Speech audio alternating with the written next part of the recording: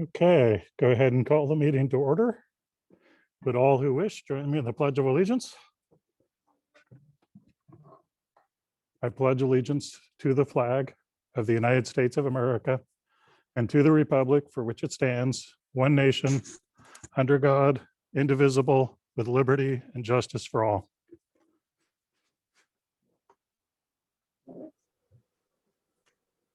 Next up, we have agenda adjustments. I have one last minute, fairly small adjustment to propose adding an item 7C, discussion of superintendent evaluation. Is there a second for that change? I second. Any discussion or other changes? We'll go ahead and vote. Aaron, Aye. Jake, Aye. Patrick, Aye. Mark? Aye. I also vote aye. Next up, we have election of board officers. This is our first meeting after the election, so per policy, all of the board offices are up for rotation. We'll start with the board chair. I would be interested in running again. Is there anybody else who would like to run for board chair? Okay, seeing none, would somebody like to make a nomination? I'll nominate Brian McGill as chair of the RSU 26 Board of Directors. Is there a second? And I second. Okay, we'll go ahead and vote. Aaron, Aye. Jake, Aye. Patrick, Aye. Mark? Aye. I'll abstain. Next up is vice chair. If you want me to, seems like you're both looking at me. I was looking at you too. I'm willing to continue to do it. It doesn't involve much, so if you want, I will. I would like that. I would nominate anybody else want to do it? I would nominate Jake Eckert for vice chair of the board. Is there a second? I second. Do that. Okay, 2 simultaneous seconds. Rachel can decide who was first. We'll go ahead and vote. Aaron, Aye. Jake, I will abstain. okay, Patrick, Aye. Mark? Aye. I also vote aye. Okay, next up, we have our various subcommittees. Just a reminder for people, well, there are a couple different kinds of committees on here, but the first one, policy, is a subcommittee of the board. These are open meetings, meaning they're advertised and open to the public, but they're not decision-taking meetings. They only take recommendations to the board. So quorum rules, minutes rules, and some other things like that don't apply to those meetings, but they are open to the public. So first up is policy, which is Mark and I at the moment. I'm happy to go again. What about you, Mark, or does anybody else want to do policy? I'm happy to do it again. I'm also happy to defer if anyone else would like a shot at it. It's entirely, I'm entirely flexible on that.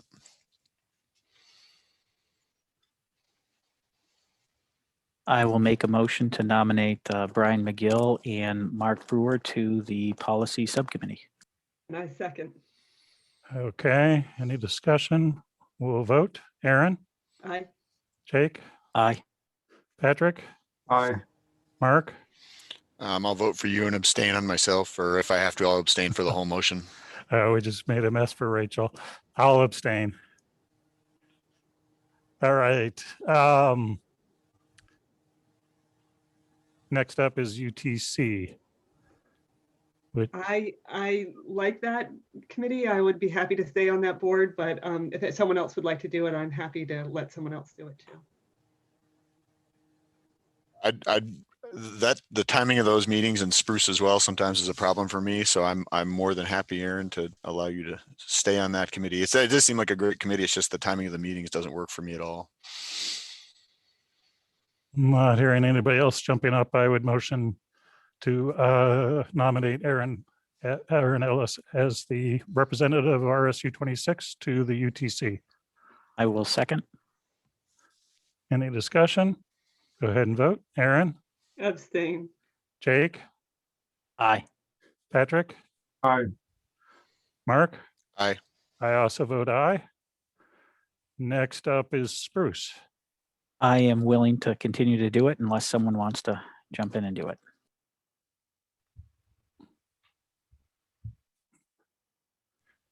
Seeing no jumping ins, I would nominate Jake to serve as the representative of RSU 26 to Spruce. Is there a second?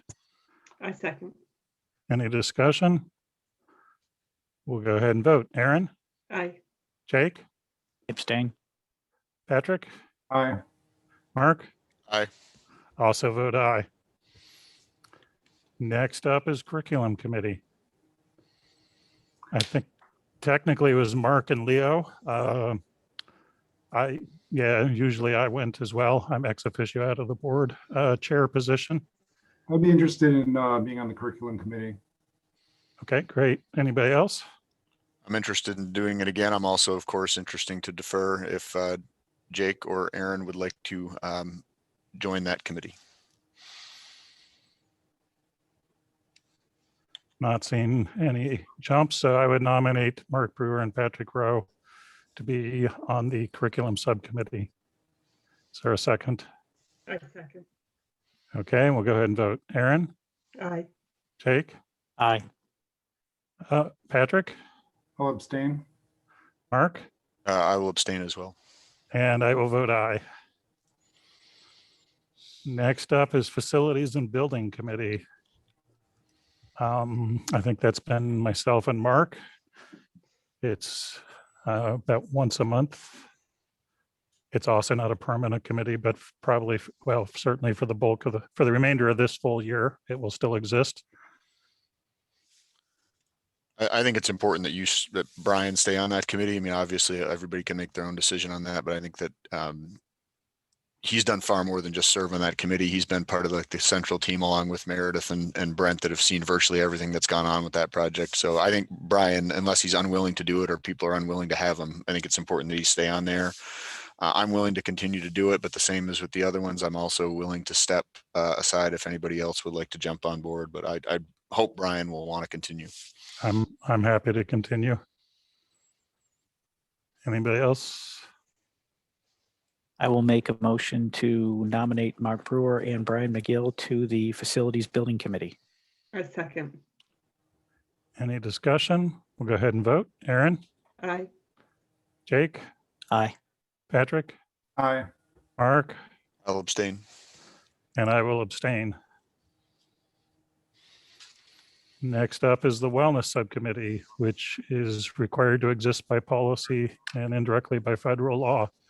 Aaron has been serving there.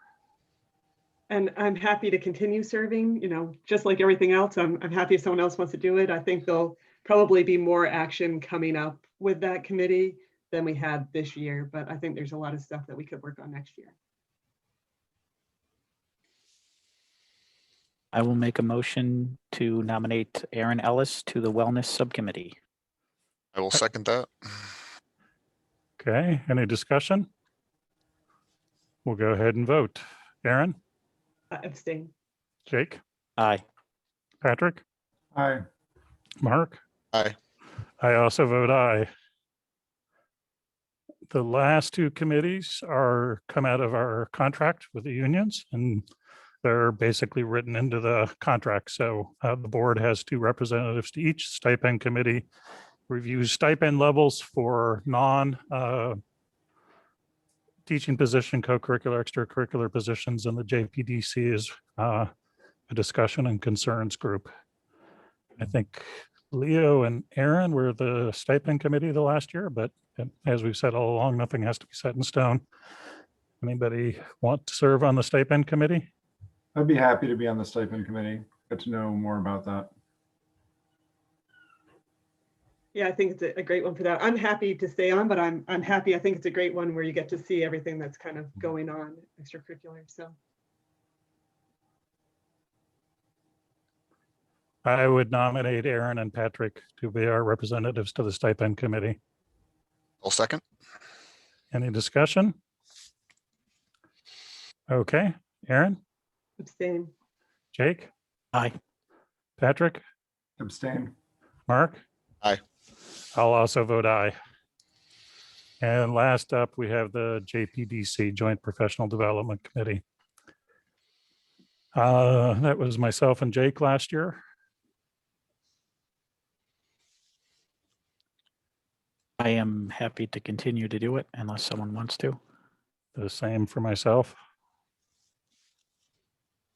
I'll make a motion to nominate Jake Eckert and Brian McGill as board representatives on JPDC. I second. Any discussion? We'll go ahead and vote. Aaron, Aye. Jake, Abstain. Patrick, Aye. Mark, Aye. and I'll abstain. I think that got us everything. Anybody thinking of a committee that we missed? Okay, we can always appoint somebody later if we forgot, but and as I noted, policy and curriculum are open, and facilities for that matter are all open meetings. Imagine the UTC and the Spruce are also open as well. They're all public meetings. So we'll move on. So next up, we have consideration of the minutes. I would make a motion to approve the minutes for March 9th as presented. Is there a second? I second.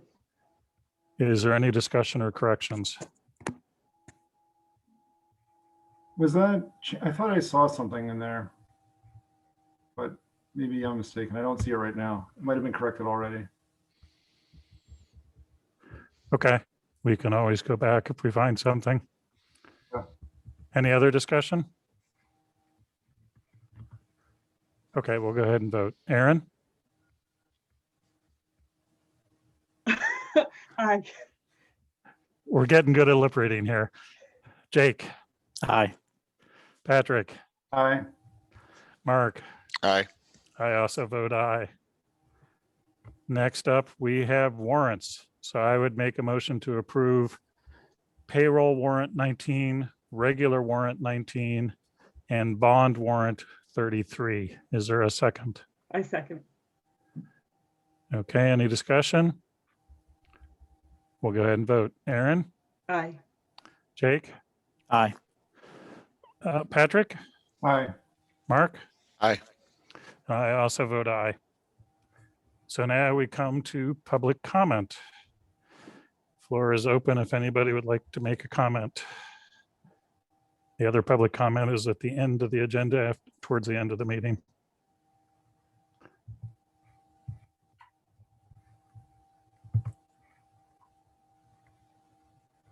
Not seeing anything. Give it a last chance here.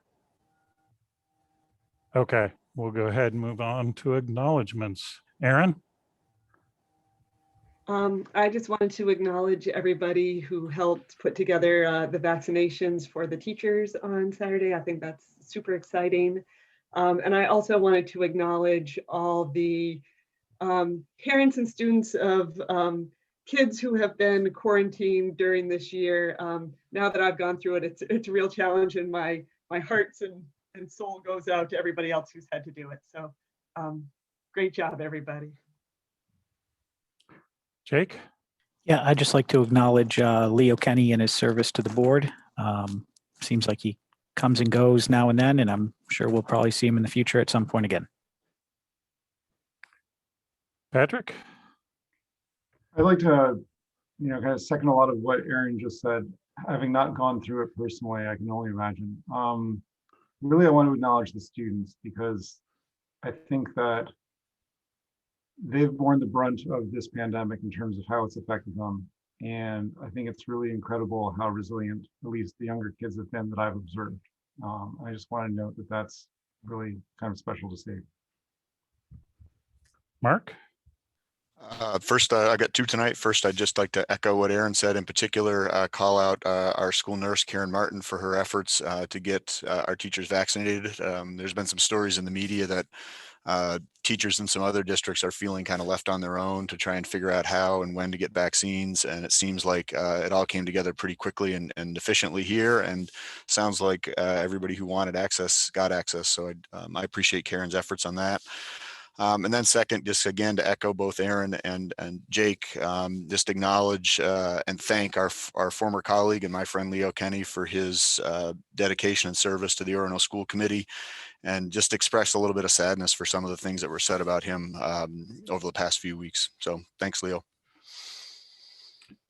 Let's see. I mean, I certainly agree with everything that's been said. The vaccination, Karen's got a lot on her plate. She's not just the vaccinations, but every time there's a COVID case, she's at the center of interfacing, I think, with the CDC around contacts as well. And that falls on the principals pretty heavily too. I know Richard and Kristen just got their first taste of that, and Reg is a pro at this point. So I appreciate all of that.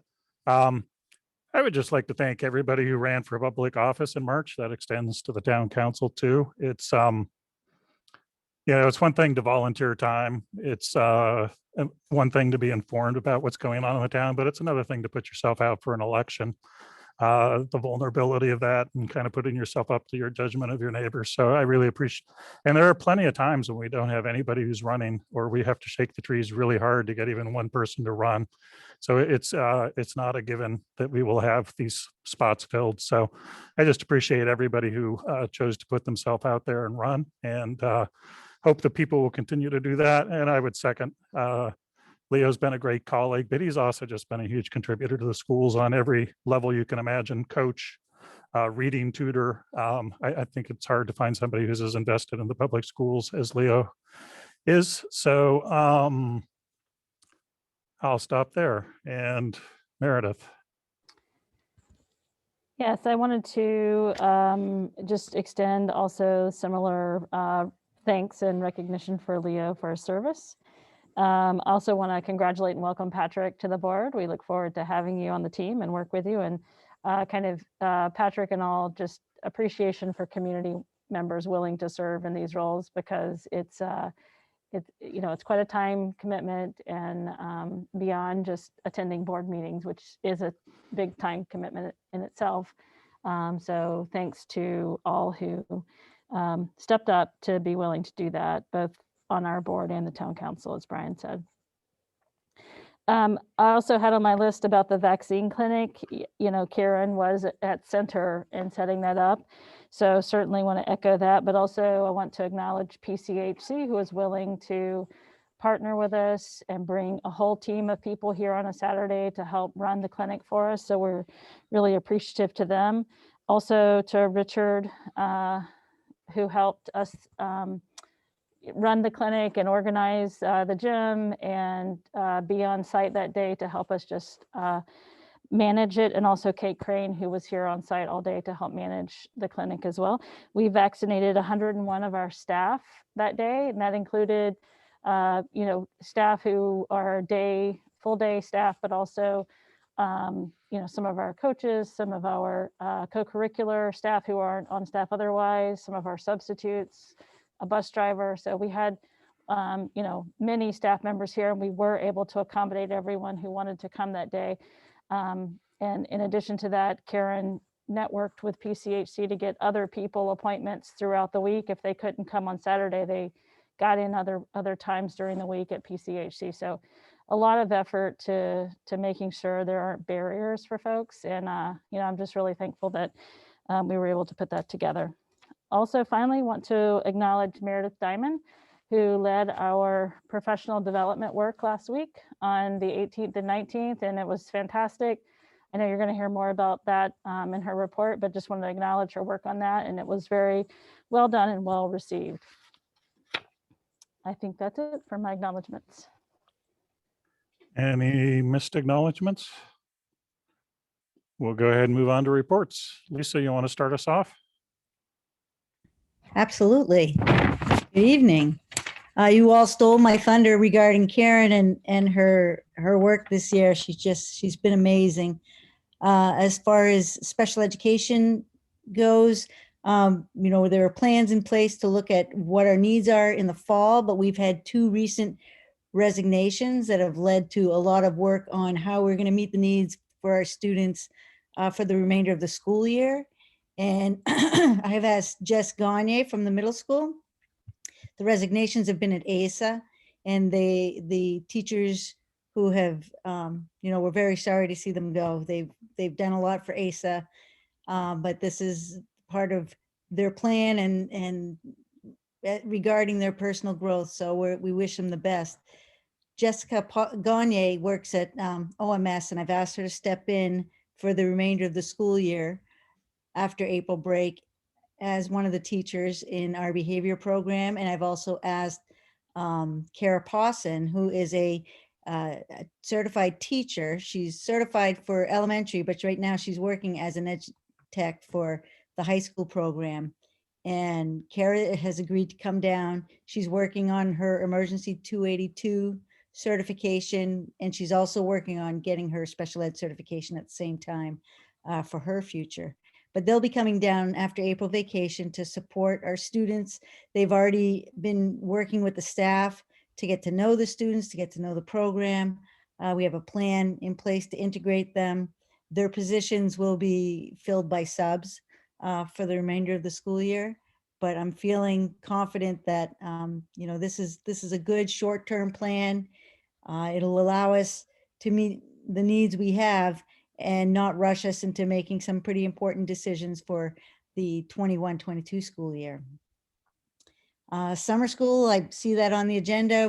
Meredith Diamond and I will be talking a little bit more about that, but we have been very busy in meetings with staff at RSU 26 and meetings with folks at UMaine, and excited about a vision that we all have to provide some educational enrichment and social emotional learning opportunities for our students this year. And normally my role would be only for ESY, but we really want to make it that special education extended school year services, but we really want to wrap all of our programs. So our ESY program, we have our Summer Stars program, which is our Title I students down at ASA. And then we want to open it up for regular ed students as well. We just want to really reach out and support our students as much as we possibly can. And like I said, we're going to definitely get into much more detail about this later, but I'm super excited about that. And it's been fun working with Meredith and many others. As far as PEPG, I've completed all of my required staff observations and beginning work on summatives now. My special education teachers are wrapping up their observations for educational technicians.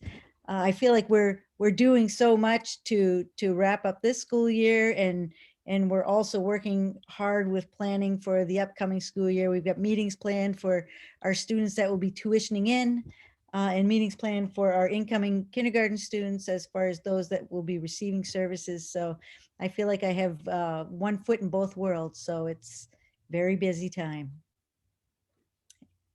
Any questions? I was going to ask more about the summer plans, but it sounds like that's going to be discussed further later. So I'll hold off for now. Thank you. Okay. Any other questions or comments? Okay, thank you, Lisa. Meredith, you want to jump in? Thank you, Brian. Hi, everybody. Thank you, Meredith, for your kind words about our professional development days last week.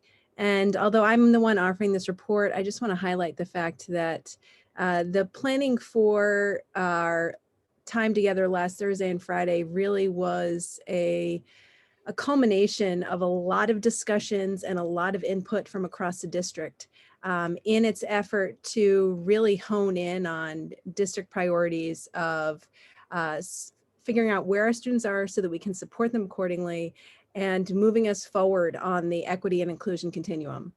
Those conversations about equity started, at least for me, last summer. As soon as I came on board with the anti-racism team, the administrative team had a lot of input into how the day unfolded. And so I just want to acknowledge that this was a district-wide effort, truly. So I've already identified the priorities that we had for approaching the day, which are notable in particular because the professional development day in the middle of May is typically a day in which we participate alongside other districts from the Penobscot River Educational Partnership. And there was a robust menu of offerings from prep for Friday, but we decided that because of the way in which they diverged from some of our priorities, that we were going to have a very particular engagement with that menu of offerings and spend the majority of our time really focused on what we as a district have prioritized. So that the offering that we chose to engage in was the keynote by Dr. Greta P.A. She is a longtime administrator of a very large, mostly a very large school district out in Nevada that serves Las Vegas, among other communities. Before that, she was in Charlotte, Mecklenburg in North Carolina, which is a very large district on the cusp of research around questions about, supporting leadership, building equity. And she now is an independent consultant who delivered a keynote that many folks responded to as one of the most engaging parts of the day. That came on the heels of our Thursday discussion. So Thursday's discussion in district was district-wide, but in small building-based groups, where we looked at the inclusivity rubric that is familiar to folks who are participating on the Cultural Competence Institute. It's essentially a rubric for evaluating districts in 5 different categories across a spectrum of inclusion. And for us, this was a broadening of the critical conversation about where we RSU 26 are with respect to inclusivity, right? It was a way of sort of testing, are we doing what we think we're doing? Are we being the kind of district that we want to be across the categories of philosophy, policies and practices, curriculum and pedagogy, handling of dissension, and accountability in future planning. And unfortunately, like is often true with professional development, especially around really big questions like this one, there just wasn't enough time to engage the conversation to the depth that I think a lot of the groups felt like it deserved. Some feedback I got was that we really needed more time to follow up on this.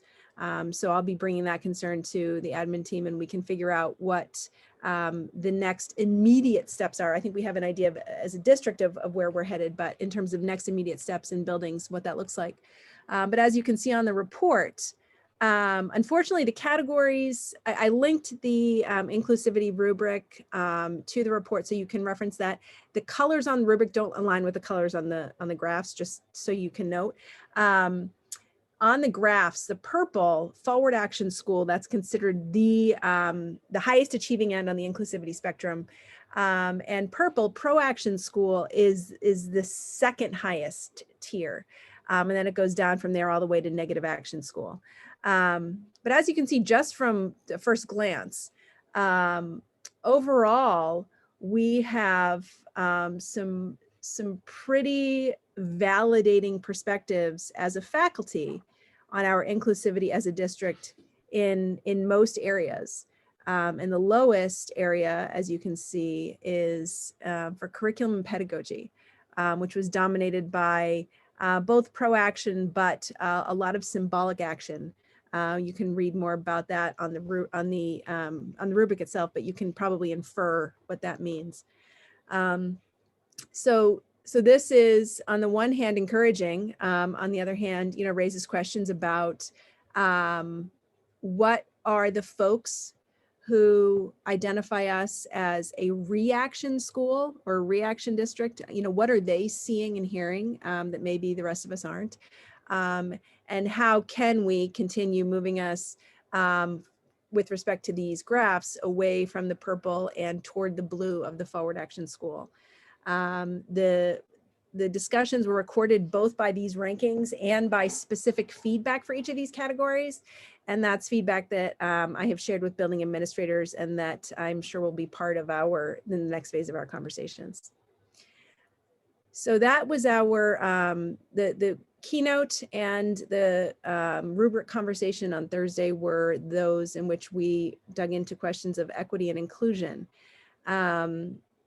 And some folks argued that there was too sharp of a line between our equity and inclusion discussion and then our discussion of NWEA. But I might counter that actually our discussion of NWEA is really also at its core a discussion of equity. We are reframing our consideration of this data in particular, and perhaps you could even say a wider spectrum of data at a lot of levels. And our discussion of NUIA data is primarily rooted in what we are identifying as the appropriate role of this data in our discussions about teaching and learning, right? And that is not as the authoritative voice on how our students are doing, but instead one tool that we can use to understand elements of our students' growth and achievement and experience of school that is contextualized by, most significantly, teacher experience with an understanding of students. And the almost like a diagnostic, right, to take periodically, not because it tells the whole story, but because it tells a piece of the story. So we began on Thursday with a discussion of our district-wide results of what technically is our fall administration of NUIA, but really, it happened in December and January. And that's information that we'll be sharing more about at our board workshop on April 4th, I believe, Meredith. 6th, April 6th. So you can look forward to those details then. But we also went through the NUIA platform, talked about specific reports that we would be using, and ensured that faculty had a competency with those reports that would enable them to do the inquiry that we would be pursuing on Friday. And that was tough for some teachers because we have teachers in the district who are very well versed in this platform and who know it very well. But it's important, I think, to make sure that we are all at a certain degree of competency. I'll aspire to better differentiation next time. And then we built on that on Friday by looking at grade level data. So Melissa Barton in particular was instrumental in manipulating the platform such that we could see the pieces that we needed to see without seeing more than that. And in grade level groups, we talked about student performance on these assessments over time, and we identified students for whom performance was divergent from a teacher's experience of that student. Right, so identifying the kids for whom NUIA tells a part of the story that we didn't yet know or didn't expect. And then that, depending on what the implications of that are, leads to a series of questions that really are specific to that student.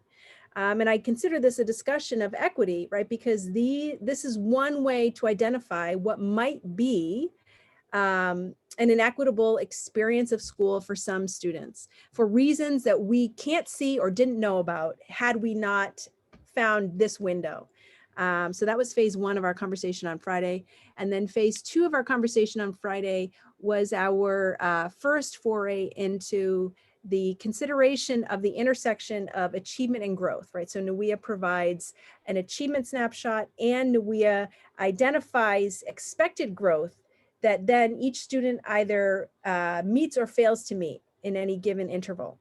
And we talked specifically on Friday about students who demonstrated high achievement but low growth, low achievement but high growth, and then low achievement and low growth. And folks working in teams identified one student whose performance profile fell into that quadrant. And then that began a conversation about why this might be true of the student, what this data tells us about the student that we didn't know before, and then begs the question of, well, what do we do with this information now that we have it?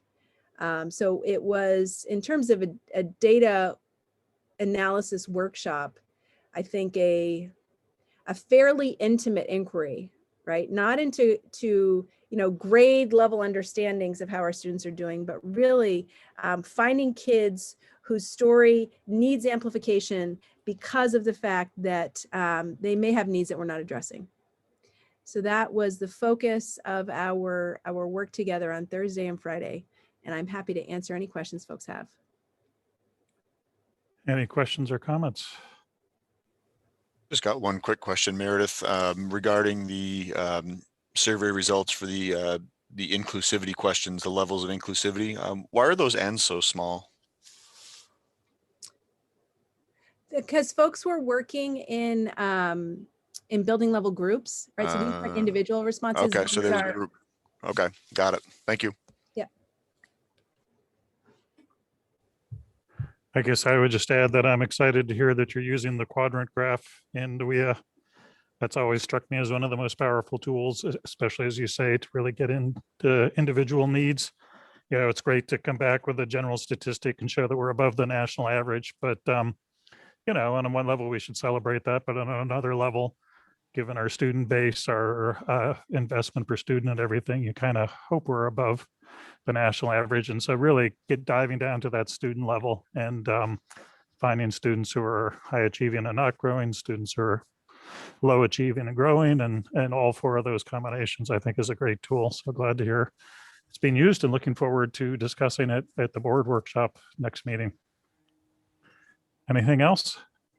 I had a quick question. Hopefully, if this is going to take too much time or if it's too much of a tangent, just let me know. It's really interesting to see the way in which teachers are able to use these results. Not knowing as much about the NUIAs, being new to the school process with a kindergartner,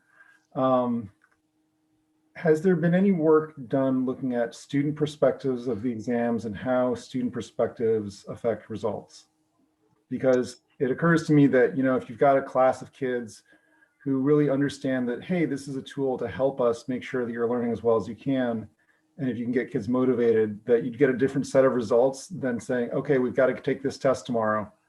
And kids are just like, no, I don't want to do this. And so I'm wondering how much of the difference between teacher's experience of a student versus how well they show up on the test is a reflection of, you know, perhaps the student's perception of the test and how important it is, or whether or not they feel like it's something that they're resisting against versus interested in participating in. Well, with respect to individual students, you know, that is a piece of the conversation, right? So if a student's results are surprising because the student demonstrates much higher achievement on nightly work than they demonstrated on the test, then the teacher's subsequent inquiry would likely venture into that realm of, well, you know, did you care? Did you try? One of our working, this is a really important issue right now specifically, right? Because of the fact that we are now going to be using this as a state assessment, and accountability waivers are with respect to percent participation are anticipated for this year. They will not be in place in the future, right? And so we are going to need our students to care if the test is going to be valid. That is one of our working assumptions. And so we feel like it is our responsibility to establish why students should care so that we can end up with valid results, so that this ends up becoming a useful tool as opposed to a meaningless burden. And the reality is that our work last Thursday and Friday was the beginning of establishing that with faculty, right? Creating a frame within which, as educators, this data is meaningful to us, so that then when we talk to students about why it matters and why they should try, it's not an empty message, it's not a compliance exercise, but it's real, right? It's compelling. And so, you know, we think that it is really important that we make real use of this data, so that from our perspective, you know, that is an assertion as well. This is a challenge that we are facing particularly acutely at the high school, because of the fact that state assessment is pivoting from the SAT, which for many students, not all students, but for many students, has a clear ethos that is motivating for its utility in other contexts. That isn't true for NUIA. And if we're going to want our high school students to care about NUIA the way that they cared about the SAT, then we need to be able to explain to them why it matters and why they should try. And so that's definitely the next phase of our project with this. I hope that helps, Patrick. Yes, it does very much. Thank you. Sure. Any other questions or comments? Okay, thank you, Meredith. We'll go on to the superintendent report. I have a few items just as a matter of updates before we go on to the discussion items. First, I want to just follow on. Lisa mentioned we've had 2 resignations. One was announced last meeting, and I did inform the board via email that we received a second resignation. So I want to just acknowledge Shar Chassey's work in our district and her resignation that will be effective as of April 16th. She's been with the district for 11 years and has really made a great impact at Asa Adams, particularly in that special education behavior program that she helped establish. So we want to thank her for her service and wish her well as she moves to the next adventure professionally and personally. So want to announce that. Also want to, I don't think this was out since we last met. Or when we last met, the USDA did extend the summer food program through the summer. Previously, I think it was supposed to, the last continuation was due to expire June 30. So they did extend that through the summer. So we'll be able to continue our food program through the summer as we did last year. We've certainly gotten a lot more probably adept at how to do that. We did have a driver, our driver that we had doing the delivery program gave her notice, had to move on to another job. And so we're still currently looking for a replacement driver. And right now I think Ben's helping fill that gap. So if you know anyone that's interested in that kind of role, reach out. But with our vans that we purchased, that'll be a big help for us this summer to be able to pull off that program on our own. Finally, the other thing I wanted to just let you know is we had our kindergarten enrollment, pre-K and kindergarten enrollment finish up week before last. And so those were numbers that we wanted to monitor, particularly that K number for budgetary planning and staffing, given the large number that we had in the enrollment study that we talked about a couple of meetings ago. So the pre-K enrollment's currently at 18. We can take quite a lot more, almost twice that many actually in pre-K. So we're still open and have plenty of space in that program. The kindergarten enrollment was at 38 when they finished their enrollment window, initial enrollment window, but since then has gone up to 42. So we're having that trickle-in effect happen. So currently we stand at 42 students. I put an updated document in the folder just so you could see and be reminded what those class sizes are projected to be at ASA. And now we filled in that kindergarten number at 42, which would put our kindergarten class size at 14 students with the 3 teachers that we have. So I just want to also say that I asked, how many students we typically get over the period from when kindergarten registration ends to the start of the school year. And it varies. Both, I asked Kate and Lisa this because they're pretty close to that data over time. And they both said in the 5 to 10 range is what they typically see. So it's hard to know. We are currently engaged, or Kristen's planning to meet with staff in the coming time to discuss class size for that group and just have a conversation about thoughts on what might be a threshold that would cause those individuals to feel like we needed to add staff there. So by our next meeting, I'll be able to bring you some feedback. I anticipate this is something that we're just going to have to watch for a while. But it would be nice to be able to have a target that we can agree on for the most part. And as we've talked about with our class size framework that we developed last year, it's not always just about the numbers. Sometimes it's about the composition of those numbers and the student needs in the group. So certainly this probably won't be a hard and fast kind of number threshold, but I think it's the start of a conversation that'll be really important to have to be ready in the event the numbers kind of shoot up on us. So I wanted to provide you that update, and we'll continue to bring back information as we have new information to share. Do you have any questions on any of that or anything else? Okay.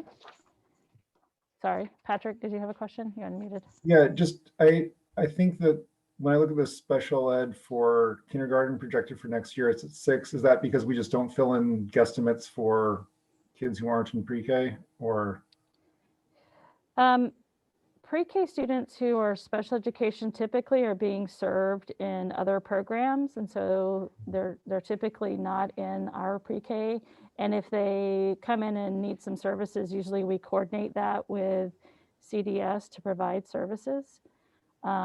And so the kindergarten numbers are really a projection at this point. We just don't know yet enough about our kindergarten, or at least when we put this number together, that wasn't updated today, just the total enrollment was updated. So as we learn more about that group, that will be refined, the kindergarten number.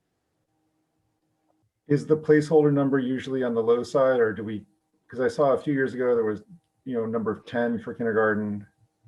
I think it would be better to budget that higher and be surprised if it's not so high than get surprised the other way. But I'll trust that you're doing what you need to do. Yeah, thank you. I think Lisa is using typically information that they hear from both families and CDS is how that number begins to take shape. And it's really pretty unpredictable to know whether it's going to be on the high side or low side. And students are that number grows over time. So students who come in with a special education identification, there's usually been some early intervention or some early identification for either more acute or more we see a lot of speech services coming in. We see students who are on the spectrum coming in, and then over time, as they begin to assess students academically, that number tends to grow. If you look up, you see that the number certainly goes up over time. So it's kind of a rare year that we would come in with 10 out of the gate. I'm not sure that we've had a year like that. Maybe we have, but it would be very, very unusual. Okay. Thank you for that explanation. Sure.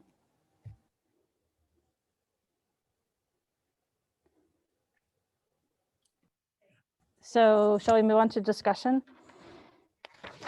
I asked Mike if he could be here, and he's multitasking, has 2 things going on right now. So thanks, Mike, for having one ear ready for this discussion. I asked Mike to join us to talk about the spring sports information that came out since we last met. I put all of the guidelines in a folder. Hopefully you saw that kind of at the top of it was a subfolder in the board folder. That was they're structured the same way other seasons guidelines have been structured. And I only put the ones in there that apply to us. I think the one I left out was lacrosse, since we don't have a program. But I wanted to just give a chance to have a discussion as we've had in the past. And there weren't any surprises in these guidelines. There are some modifications in each. If you read through them, you can kind of see how each sport was modified for more safety protocols. But generally speaking, masking is required at all times during competition and on field. And there are some new allowances, as we talked about last time, with crowd size due to capacity limits increasing. So that gives us some additional kind of flexibilities with spectators. And I would say, other than that, I want to turn it over to Mike to see if he has anything that he just wants to highlight before we just open it up for questions from the board. But what we would really like to have tonight as kind of board consensus for how we move forward with spring sports this season. So Mike, anything to highlight that you see that you think is noteworthy to point out in the guidance?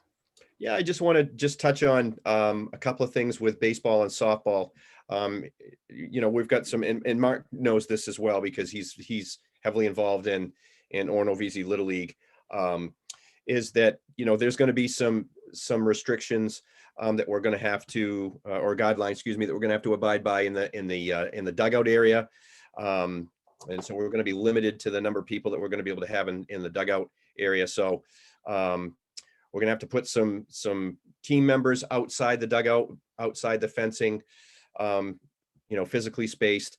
It's going to make us think about how we're going to situate our spectators that I'm hoping that we can have. I think we can accommodate home and away spectators in our capacity. We typically, because of that time of day, don't get large crowds. At baseball and softball, it's 4:30 starts, and I think we probably get on the average about 40 to 50 people or so. So I really don't see that to be an issue.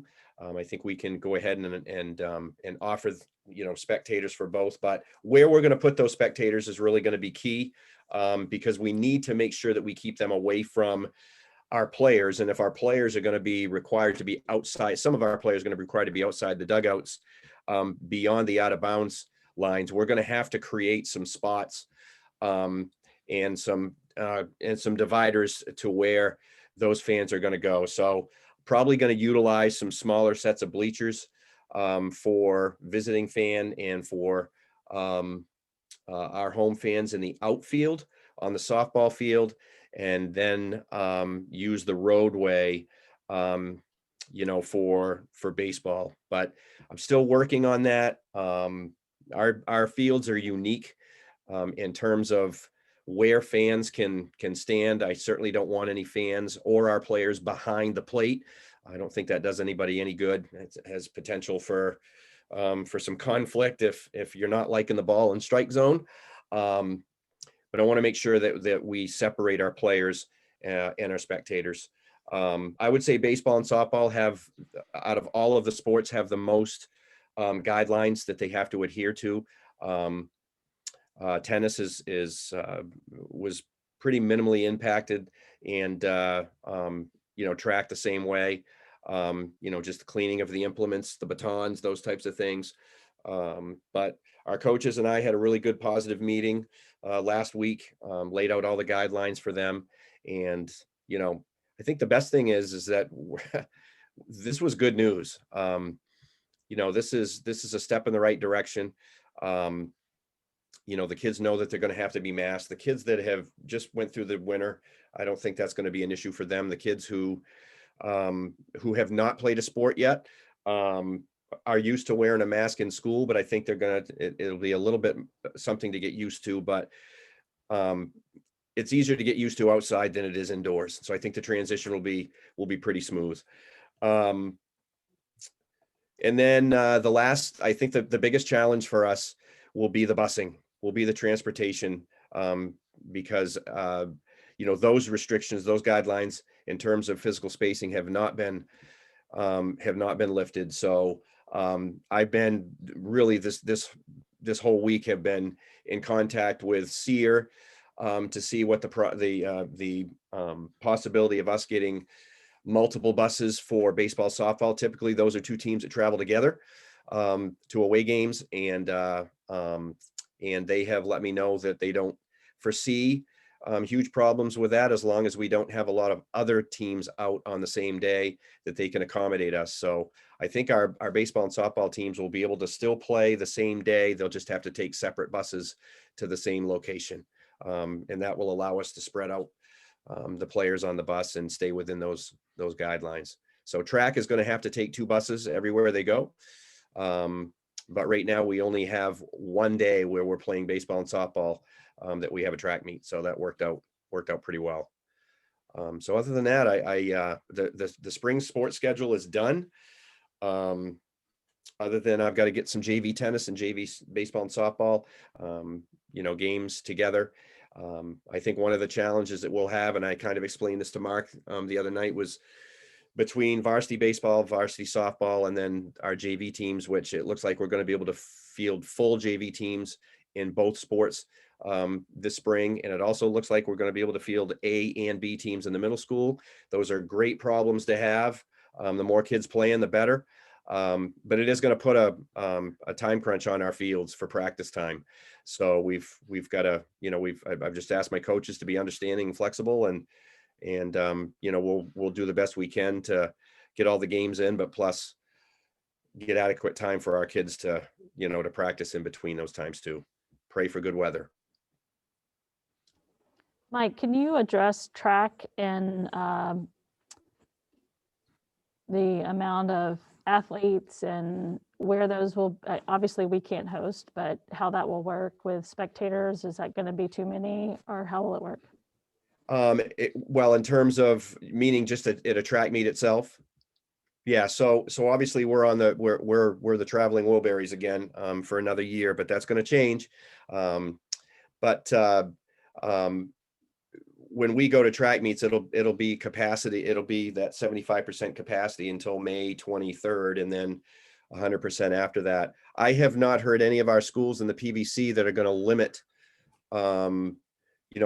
spectators. What we've done with our track schedule, I'm the chair of that committee, is that we're doing more track meets now. We're doing 6 track meets a week, rather than the 4 or 5 that we typically have done.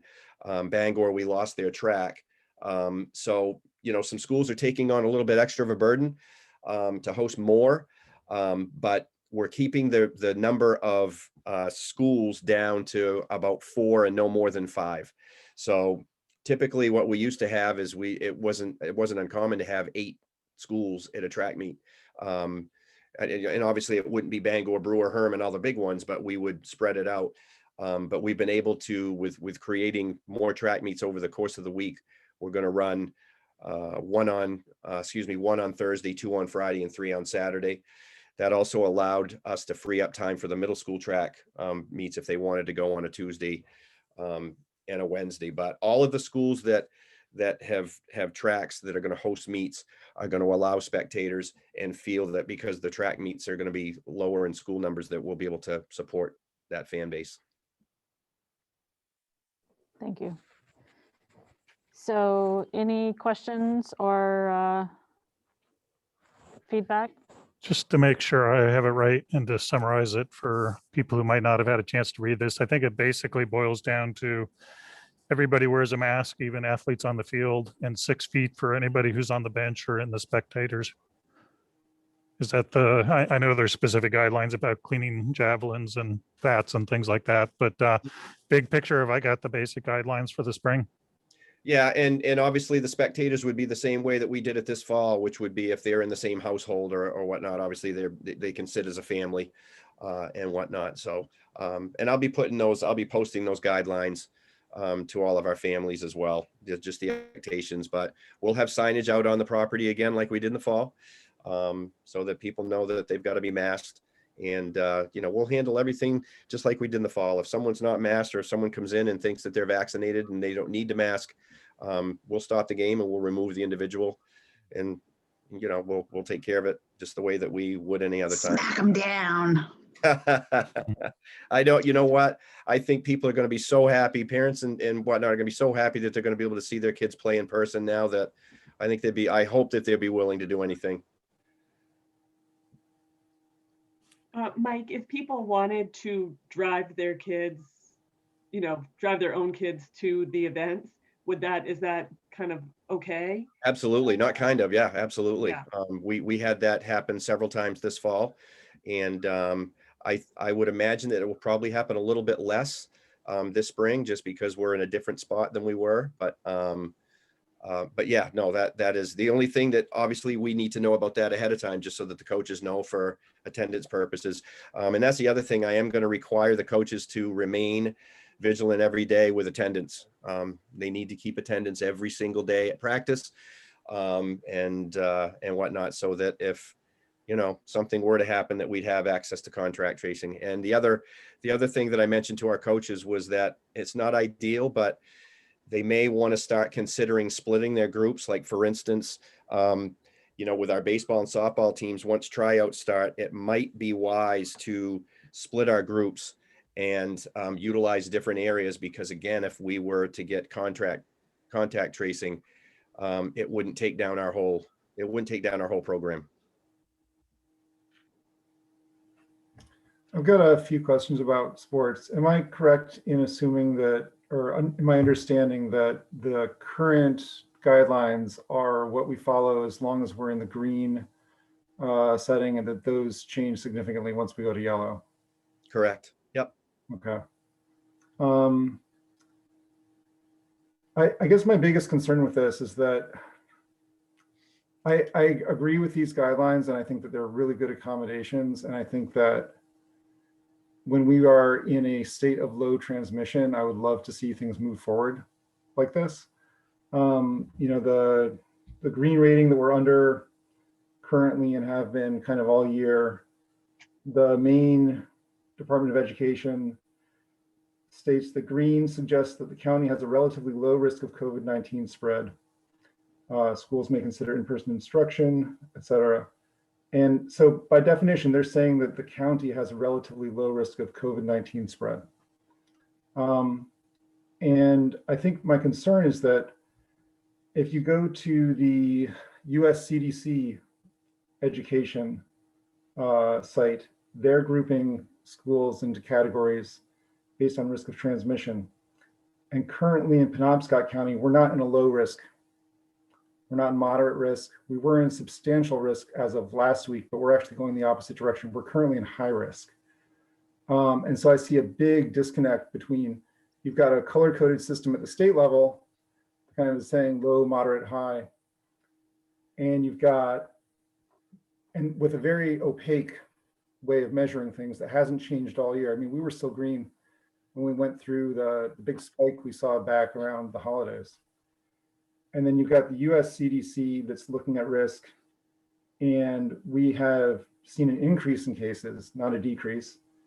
And we're currently in the highest level of transmission for our county.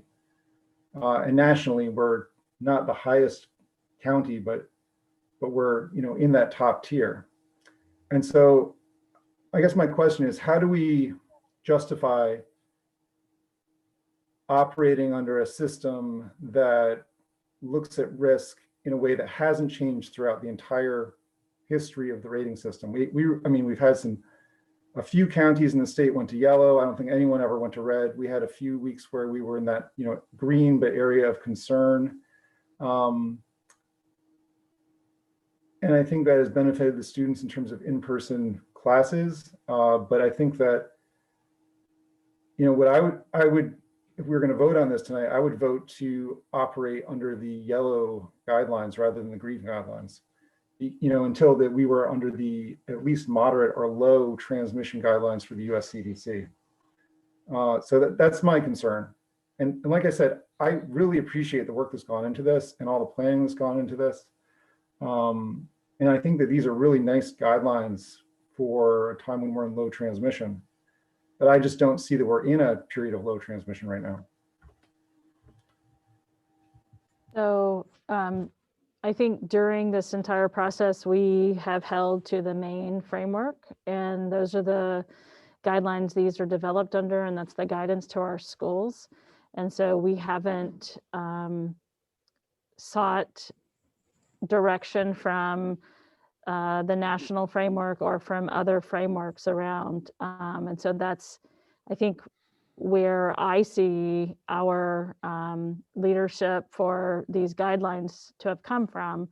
And, I think it would be a different direction for the board to choose to use other guidance to make those decisions. So I just kind of express that perspective, because all along I've had people occasionally saying, well, what about this research, or what about that data, or what about this other data? And to me, sticking with what our state is telling us the frame for our schools should be has really, I think, served us well. I think it served us well all along, and I think it will continue to serve us well. And I personally don't want to begin to decide to choose other guidance to follow at this juncture. So I, think that if there's something in our state that needs to be changed, I would think that the state would respond to what's happening, that the national CDC, if they're seeing a similar concern. I completely understand that perspective, and I completely understand not wanting to change at this juncture. The elections were held in March, and this is my first board meeting on the board. I've been expressing these concerns, I think, since last March in one way or another. I see the state and federal difference as kind of the difference between what you're legally required to do and what's a good idea. So for example, in states that have said, yeah, you can go to the movies, but please don't, because it's a terrible idea with COVID. Just because you're allowed to do something doesn't necessarily mean you should be doing it. And so, I agree that that would be a totally different direction for the board to take if we shifted that. And I wouldn't be surprised if I was the only member of the board who thinks we should shift that at this point. But I personally believe that we should be looking at not just the state standards, considering how little that they have changed and how we don't really know what criteria they're using. And I think that we should at least be open to considering a stricter national standard in terms of what level we're at, if we're at low, moderate, or high transmission. I can't justify proceeding as if everything was going away and everything was getting better, when in fact things are getting worse statewide, things are getting worse in our county, and we're rated as a area of high concern and high transmission according to the US CDC. So that's my personal view. I'm 1 out of 5 people on the board. So I will say that I am comfortable continuing to use the state's guidance, and I'm comfortable with proceeding with baseball, softball, track, and tennis under these MPA guidelines as is laid out. I would agree with that. I'm fully supportive of proceeding for all spring sports under the guidance that has been developed at the state level. And it's been developed not just by one entity at the state level, but it's been developed by with input from the main CDC, the State Department of Health and Human Services, Department of Education, Maine's Principals Association, and they're not pulling these things out of thin air. They are going with directions from national high school groups, also from the Aspen Institute. The youth community sports guidelines have been updated regularly throughout the year as new data has come in. We went through an entire fall sports season, with the exception of tackle football. We went through unmasked on the part of athletes and had 0 issues there. We just completed a winter sports season where transmission rates and case numbers were much higher in the state, and this is indoors, not outdoors. Based on the studies I've read, indoor transmission is almost 20 times more likely than outdoor transmission. And again, we went through it with a very little issue. We had a couple of situations where athletes had to quarantine, but as far as we can tell, it did not result in any team or further transmission within the schools. The fact that we're in a much better place now than we were in the fall, or in the winter rather, that we are going to be outside, that vaccination rates are going up. For me, I see absolutely, positively no reason why we would want to take sports away from our kids, and I couldn't imagine voting in favor of that. So I'm fully supportive of going exactly with the guidelines, and I thank Mike for his work on this, and I'm fully supportive. So I know exactly where you're coming from, Patrick. I think I expressed publicly during the winter a little bit of concern that the main rating system was getting a little political. That said, I did just look, the CDC updated in February, but I'm not sure it's completely up to date with the current data and evidence about spread in schools, or specifically the very low spread in schools either. All of these guidelines are To be perfectly honest, I would probably pick something between the federal and the state guidelines if I were picking for myself. But in the context of sports in particular, I think all of our sports are outdoors, all the students are masked, and we've pulled off an indoor sports season with no transmissions, not just in our school, but as far as I know, all of Northern Maine, I haven't heard of an actual transmission on a sports team. There have been, community transmissions that came in to a sports context, but no community transitions. So no transmissions within the sports context. So I guess given they're outdoor sports, so I fully appreciate that. I've looked at that same data you have, and I find that there were a couple moments this winter when I wasn't sure I trusted the main data. But at this point in time, and given that we're talking about outdoor sports with masks, I'm personally comfortable proceeding as we are. And I want to say, I agree with Patrick in that I know, we've had now a case at ASA, which makes it close to home, a case at OMS, that it does feel like, and I know there are a lot more cases at the university that's creeping up.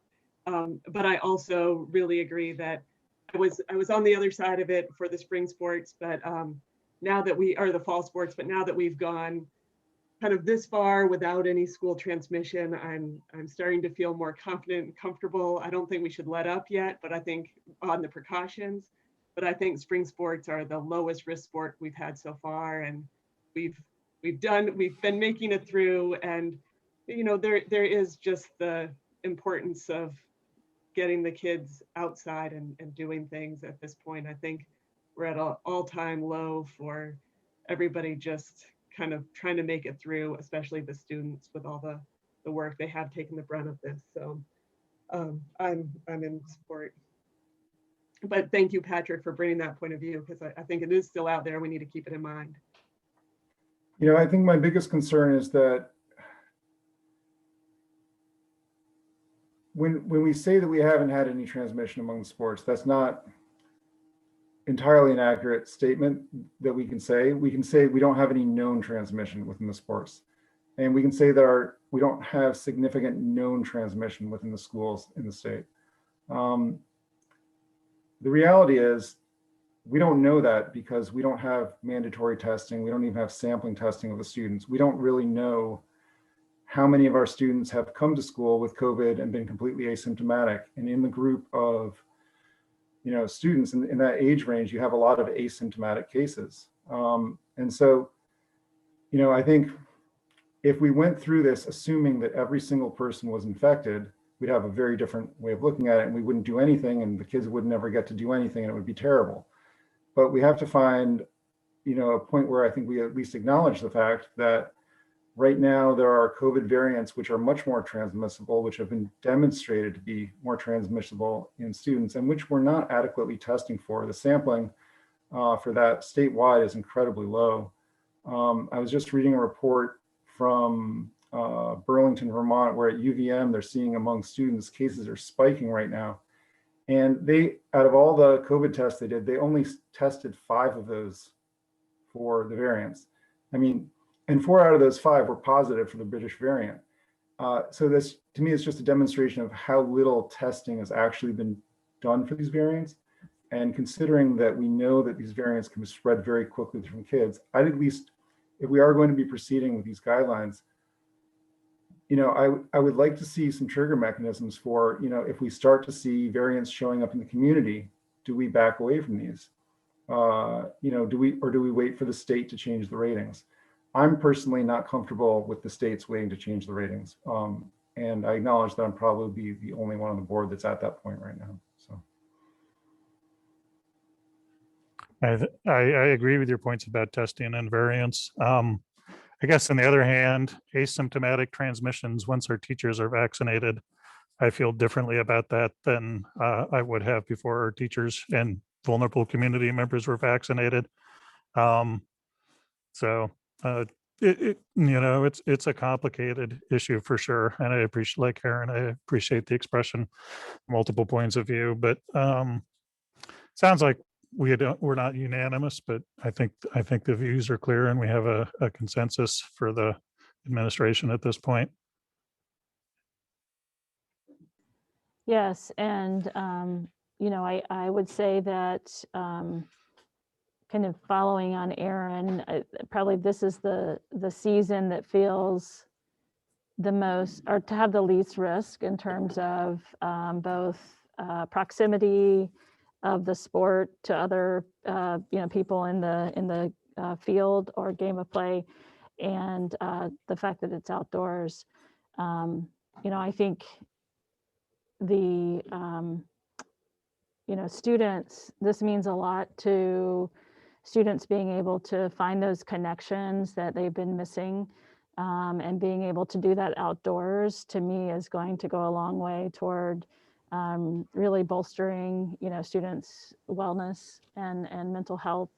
And so I'm appreciative that the board's supportive of us continuing on. I think that everyone in our area is really, all districts seem to be on the same page with the offerings and the spectators. And I think it's going to really be positive for our students in our community. So I know that Mike and Steve have done a lot of planning, and coaches. So we look forward to seeing students be able to do the things they're passionate about. And also, we're just talking about sports, but we have arts groups that are typically in the spring, and they're getting started as well. So all groups really are looking forward to springtime and the kinds of things that help them connect with their peers and with school in ways that are meaningful to them. So we will proceed. Thank you, Mike. So I provided an update for enrollment.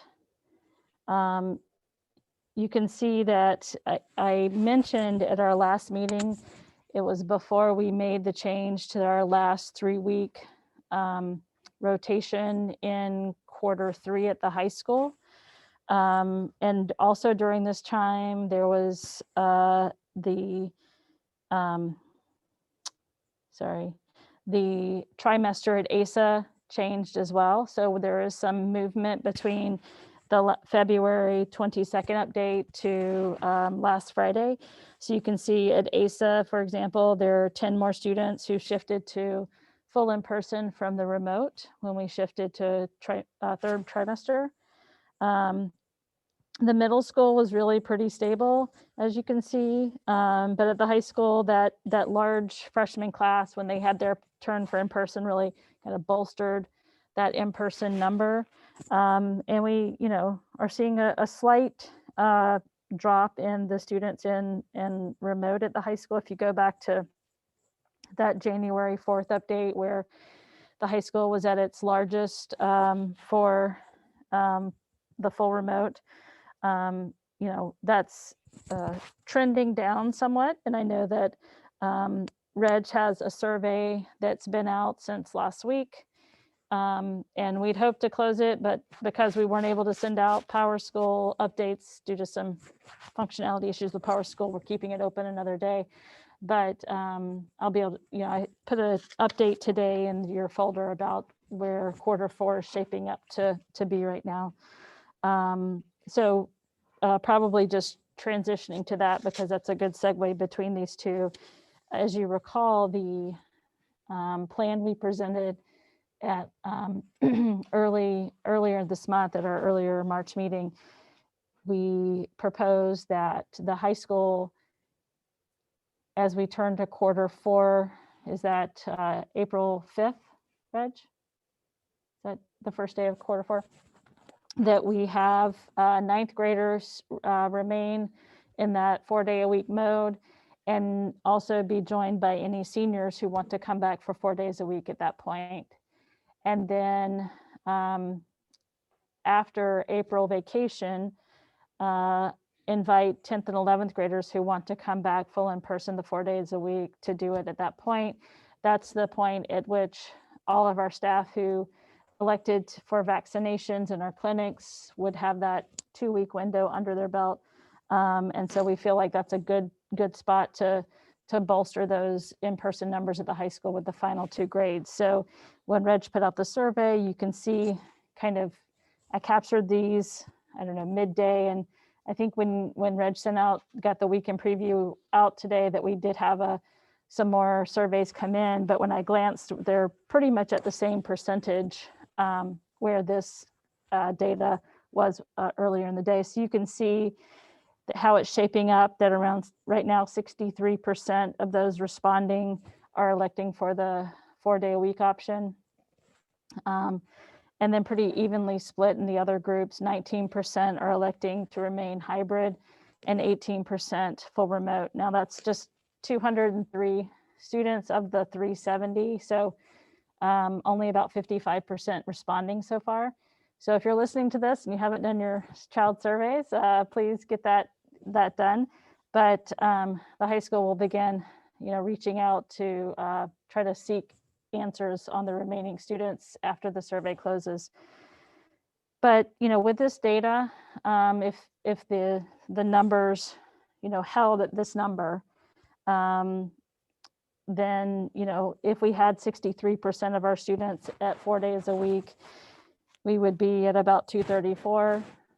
And if the other numbers held, we would be at about 71 in hybrid and 67 remote. I really have a hard time imagining that remote's going to go down that much. That would be a big change. So I don't think it will be that small, but we shall see.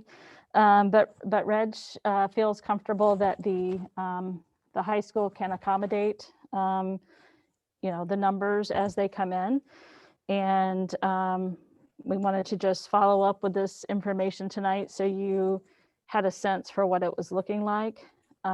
I think just depending on how the numbers end up, Reg will look at sections and see, are there spaces where we feel like the space cannot accommodate, and make adjustments as needed, adding more desks as much as we can, and if not, looking for another space. One of the things that we have set up currently is for 4.5-foot spacing in all rooms. So if there are rooms that can accommodate the total number that we would need and can do that by going down to 3 feet, that's something that we want to just present tonight to gauge feedback on that. We don't anticipate it will be many at all. It's hard to know if there will be any, but it might be a handful of spaces. So, there could be other options as well for those classes, but wanted to find out the kind of the take the temperature of the board on that issue. Reg, do you have anything to add to that? No, but just as far as numbers, I'd say we have around 8 to 10 sections that we're looking at that have enrollments of 22 or 23 students. And right now, desks, space 4.5 feet apart, and it's holding 20 desks. So if all of those kids elected to come back, full-time, 4 days a week, we would have an issue, would be over by about 3 or 4 students. So we're just watching out for those, and might need to already relocate 1 or 2 sections to other classrooms. So we're just watching it as the numbers come in, and I don't think it's going to be an issue. I just want to know that if it does, is moving 2 extra desks into a classroom going to be an option, or should the first choice be relocate the classroom? Swap teachers around, which kind of introduces another issue of just possibly, just teachers sharing spaces and all that stuff.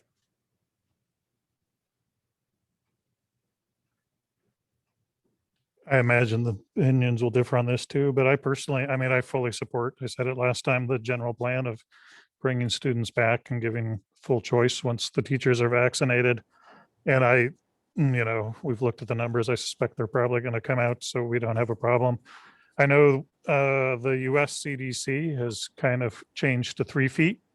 I I personally think 4 feet and 4.5 feet are still better than 3 feet, not to say whether 3 feet is safe or unsafe, but I guess my first choice is to just hope we don't end up with places where we go below 4.5 feet. And it sounds like that's at least a realistic possibility. If it was 1 or 2 classes, I personally would feel more comfortable with just moving those classes into the gym or, you know, whatever, wherever it has to go, then rather than putting desks 3 feet apart. But on the other hand, you know, if that would be my preference, but I also, we're getting to the point in time where we could just open up the windows. If we opened up the windows and we had outside ventilation at 100% with a 5 CFM, 5 ACH, you know, the air is changing over every 12 minutes because of the ventilators, and it's changing over even more than that because of the windows. I think that's another option, is rather than moving based on distance, but to really focus on the ventilation based on class sizes as well. But my first instinct of do nothing, just 3 feet is fine. I would rather, I don't think we're going to end up in that very many cases, but I'd rather keep the 4.5 if we can, or change the ventilation back to really massive amounts of outside air. But that's just my opinion. You know, I think I 100% agree with what Brian's saying about the ventilation. I think, you know, I remember someone last year shared a picture of students during the 1918 pandemic wrapped in sleeping bags at school in Central Park in the wintertime. You know, and that's the ultimate in ventilation. You know, I think that the more outside air we have, the better. I've been studying ventilation a lot lately for my job, and I don't know that we'll get to the point where we can really completely abate the risk, but certainly the springtime is a better time to do it. I do want to point out that, you know, although the US CDC did go down to 3 feet, which catalyzed a lot of changes at state levels, they did not change the recommendation to 3 feet for areas of high transmission. For areas of high transmission, they said that middle and high school students should be 6 feet apart if cohorting is not possible. And my understanding, and correct me if I'm wrong, is that we're not currently cohorting. Is that correct? Not at the middle school or high school. Right.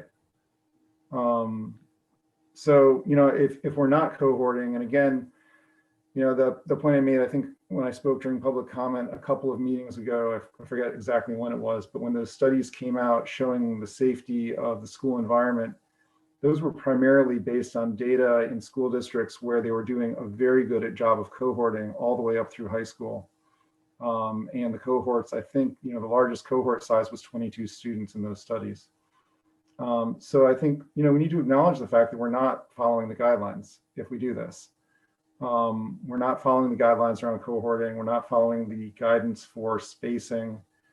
We are following the guidance for ventilation if we open all the windows. But I think I'm not comfortable with going to 3 feet when we're rated at high transmission. And, you know, the CDC updates their data daily for the 7-day averages. And, you know, we were in substantial transmission as of last week, but things are moving in an upward direction right now. And I'm not comfortable with 3 feet.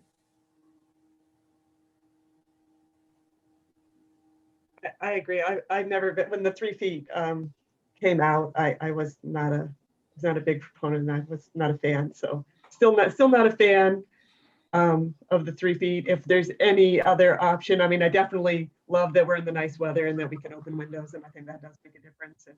And are we going to be doing some outdoor classes again as much as we can? So just throwing that out there. Yeah, I mean, outdoor classes are an option at any time. I've seen more classes going out for at least mask breaks and walks and such. This nice weather we've had the past couple of days. Also, Brent and I will be working with Honeywell to be turning our fresh air percentages up, as Brian noted, as the temperature is warming. I think my goal would be that by April vacation, we're back up at 100%. We had to push Honeywell a bit in the fall, and we're going to push them this spring to do that. But you know, we need to protect our equipment, so it'll be a gradual move back to that. but I don't want to say by any means that we want to do 3 feet as an optimal, or even a something that we want to see happening across the school. There are districts who are doing 3 feet everywhere. 3 feet feels a little too like normal to us to feel comfortable doing that across the board. And so, I can't imagine that we're going to have a classroom that's going to be 3 feet across the room.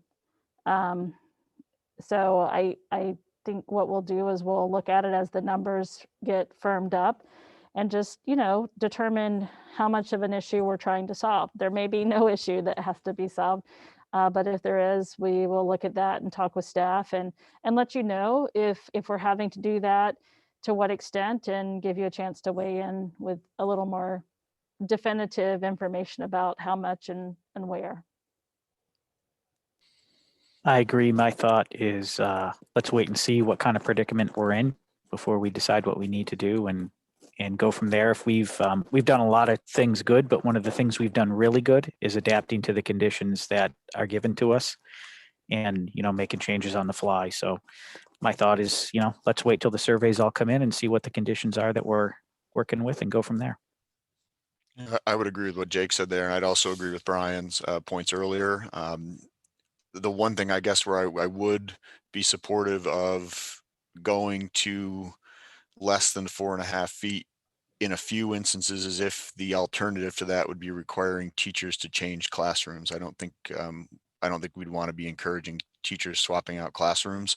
If we can't accommodate them in the gym or outside, and the alternative is we have teachers swapping classrooms, or we go down to 3.5 or 4 feet, I guess. And for a couple of instances, I'd be willing to go there. I mean, there are a number of studies out just over the past 2 weeks indicating that 3 feet doesn't seem to have all that big of a deal as long as the other precautions are taken, and we're definitely doing a good job of masking. So I'm supportive of that as kind of a almost last resort if the alternative was making teachers change classrooms.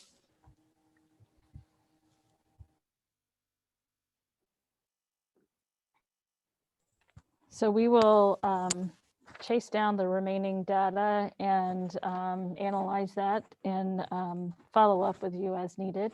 But certainly at the next meeting, we'll bring you an update on that. So before we move on to the summer 2021, I guess I also want to circle back to, as you know, I think it was the day after our meeting, we had the case at OMS, and then the next day after that, another case at OMS that caused us to move remote, as Erin referenced when she was speaking earlier. And so, with those cases having so many students in quarantine and staff in quarantine, obviously we made the decision to just shift remote for that time. And I think it kind of just demonstrates how, flexible our students and staff can be when needed. And also how quickly adjustments can be made, particularly since, we have this frame where we're having students at the middle and high school remote all the time. And so it allows us to kind of have that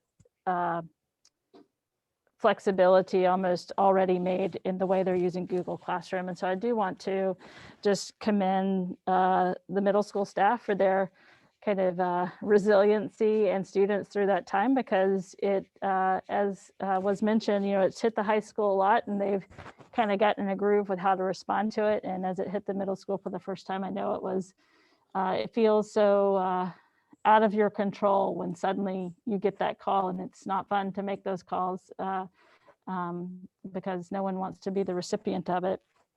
But similarly at ASA this week with the kind of more isolated case there, and it's a reminder that as we kind of move through the rest of the year, and things begin to feel like with more vaccinations that our staff is more protected, it can still just really impact our students at any time in a pretty widespread way, particularly at the middle and high school with having to go into quarantine. So, that's constantly on my mind, certainly. As I was sitting in this room tonight, I'm thinking, okay, gosh, if someone in this room ends up COVID positive, how far away are we and how's the ventilation? And it's on everyone's mind around here all the time. And actually, I've seen people probably taking more precautions, just being more cautious than maybe typical because of the cases we've had lately. So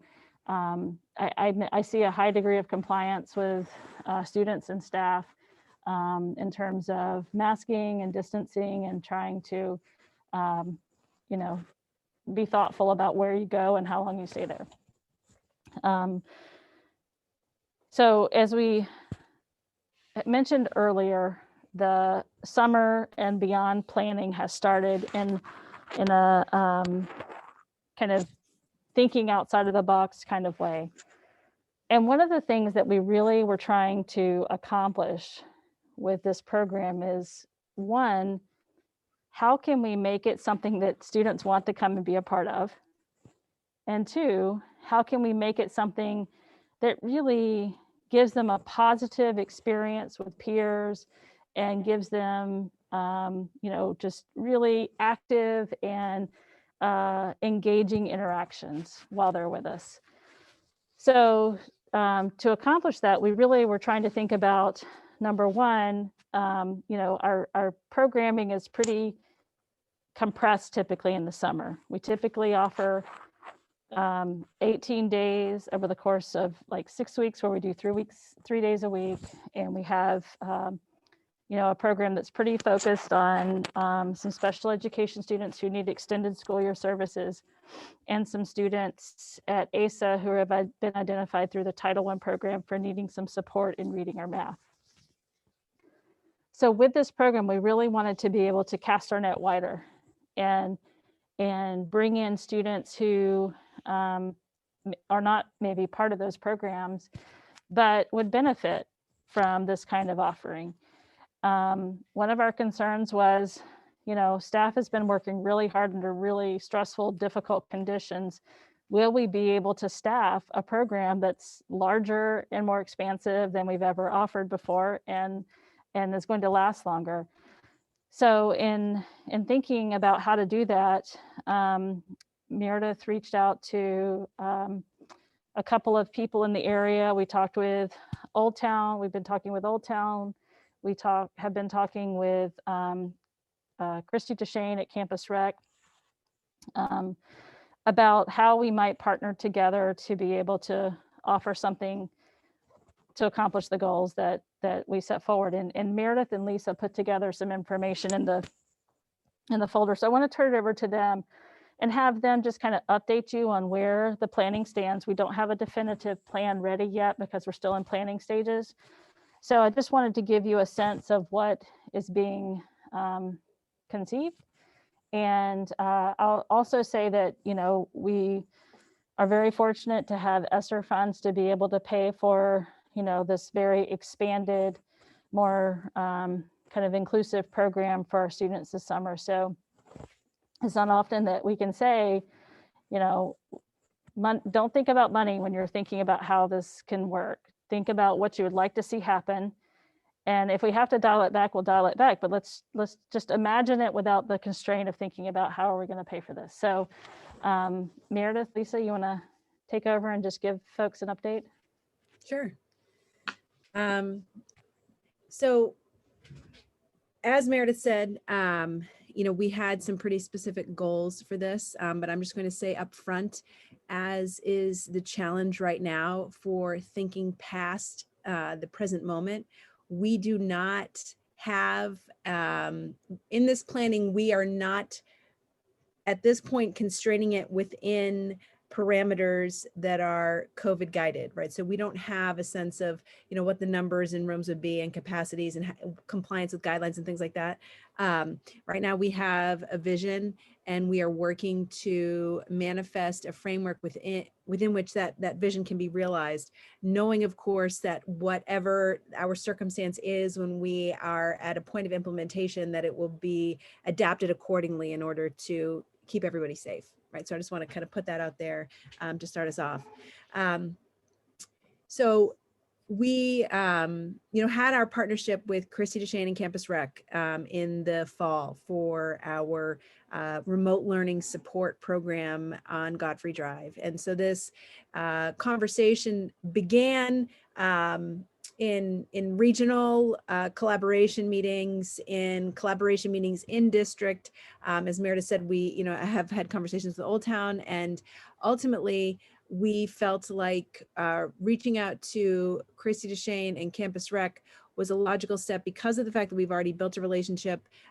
We have some a shared understanding of staffing requirements and training and background checks that need to happen. And there is potentially an infrastructure in place within which we could have this come to reality really quickly, right? And, the kind of program that we're talking about is something that to turn around over the course of a few months is a pretty big lift. So as many of you probably already know, Christy and Campus Rec run the RAD camps in the summer, which is a collaboration between the University of Maine and the town of Orono.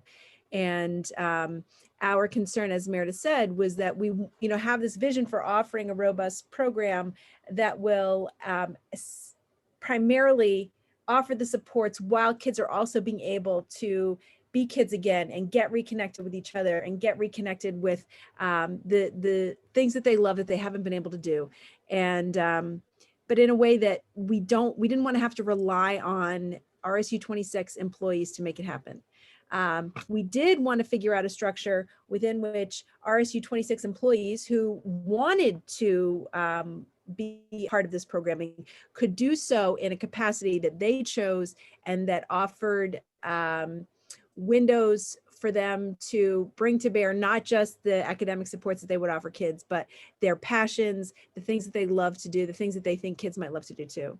The challenge, of course, is how do we find the best way for the pieces to fit together? So over the course of many conversations, where we have arrived is at a program that we propose would have a structure similar to RAD camps, in that it would run for 10 weeks over the summer, potentially 4 or 5 days a week, depending on funding, that would have as its primary infrastructure the RAD camp organization and staffing. So a place for kids to go that is not on the construction riddled campus that we will have here this summer, ratios that are age appropriate, and the kind of summer programming that, for many of our kids is not within reach in a typical summer. That would run concurrently in the mornings with what Christy has called RAD-E, RAD little e, which stands for education and enrichment. And that education and enrichment is what RSU 26 would provide. For our Title I folks, that would include services that they access via Summer Stars. For our ESY folks, that would include academic enrichment, but those would be blended with explicitly enrichment activities, like an art camp that Sarah James may want to offer for 2 weeks in the summer during the mornings, or like the canoeing that Jeff Owen has said that he would be able to offer kids. Having this structure would allow us to insert those activities in the morning and make the membrane between RAD and RAD-E permeable, such that kids could move into them when they were accessing services or engaging in enrichment, and then move back when they were participating in regular RAD camp. This would involve, for us, staffing as we have traditionally had it, but in a campus situation where teachers would have access to consistent classroom space, and we could, we also would have the, the range of outdoor space that RAD camps uses in the summer. We would need a coordinator for the district to coordinate those district services to be on site throughout the course of the summer in order to facilitate all of the RSU 26 provided pieces. Transportation may be a big one. We'll be able to make sure everyone is fed all summer.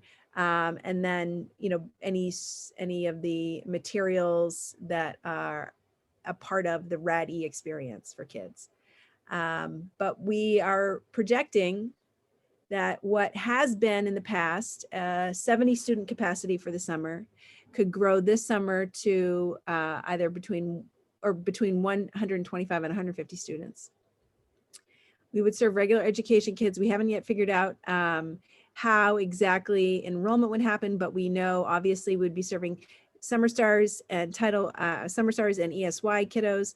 And then we are looking at identifying students whose social and emotional well-being is of concern for teachers.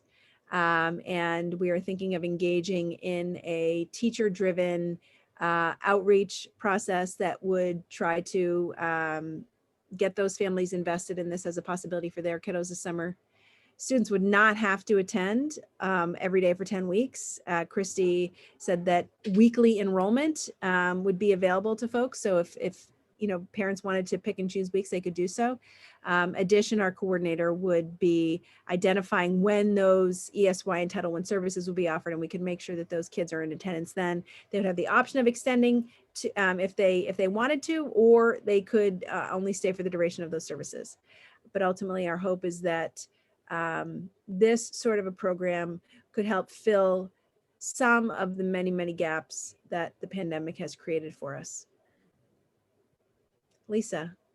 Well, the only thing I was going to add is, we polled the staff, and I was really impressed to see that there were 25 people interested in being involved. As Meredith said, one of the things that we were thinking of when we were talking about the program is we have teachers that need the summer off and will need to recharge their batteries. But I am amazed, conversation after conversation, with teachers that are, put me in, coach. I want to keep going, and I want to support our kids. So it's again, since June, we've been saying we're building the plane as we're driving down the runway. And I feel like this is, coming to the end of the year, planning for our summer, and we're still doing that. And it's a little scary, but it's super exciting to think of the opportunity that we might be able to offer a significant amount of students. I would just add also that the partnership with the university and Rad Camp would likely be for grades K through 7. Meredith's nodding. I just wanted to make sure. And that for students in either 7th or 8th grade, the 7th grade is kind of a question mark as to how they're going to fall. We're looking at something that's a little different, program that has some community engagement and leadership, along with some academic support.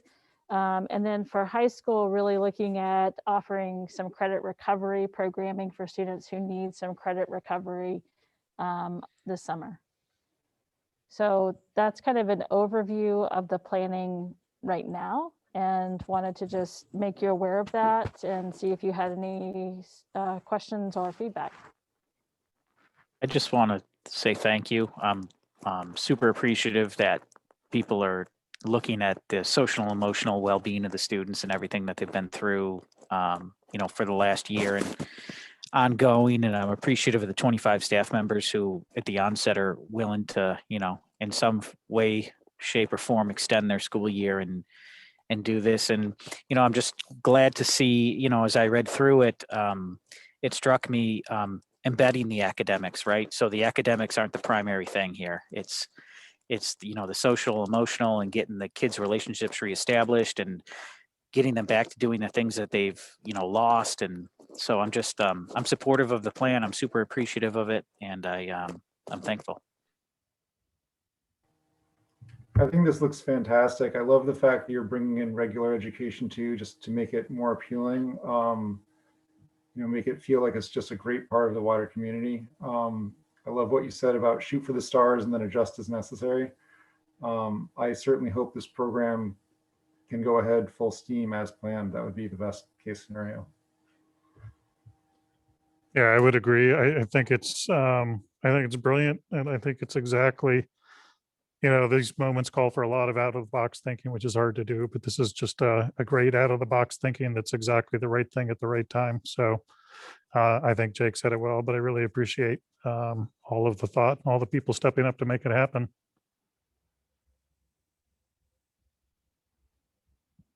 I would agree with all of that as well. I think the program sounds great. So thanks to Lisa and Meredith and for putting their heads in on this, and Christy for contributing her ideas, and all the staff who are willing to contribute. I did just have one question in terms of capacity. I believe it was Meredith D mentioned that the capacity might be between 100 and 150 students. Now, is that 150 or 100 to 150 RSU 26 students, or is that RSU 26 students plus students who would normally participate in RAD Camp? Because I know RAD Camp traditionally has crossed communities. So what's the total capacity we're looking at? So the capacity as it is right now, is a guesstimate because of the fact that Christie's various locations throughout campus will determine what that ultimate capacity is. She's confident that we can meet staffing needs. It really is just about our space availability. So 125, 150 is a range. Christy said that she has some families that are outside of RSU 26 that access services, but that their enrollment is typically not 100% throughout the course of the summer.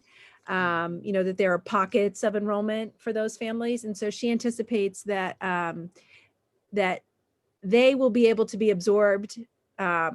Those folks, non-RSU 26 families would be self-pay. Okay. But she anticipates that they would be able to be absorbed and that we can still, over the course of the summer, have whatever she decides as our capacity in a way that meets all of our students' needs. Great. That sounds awesome. Did she give any indication on when she thinks she might be able to answer those facility questions? I know that's very much up in the air on campus right now, when things are going to open up and who they're going to open up to. So does she have any kind of insight on that, or not yet? She had a really promising meeting with Claude last week that gave her yeses to a lot of the questions that she had. Good. So maybe if you want to know how to get your space secured for next year, you just talk to Christy and find out what her tricks are. I'm glad to hear that. Thank you. Yeah.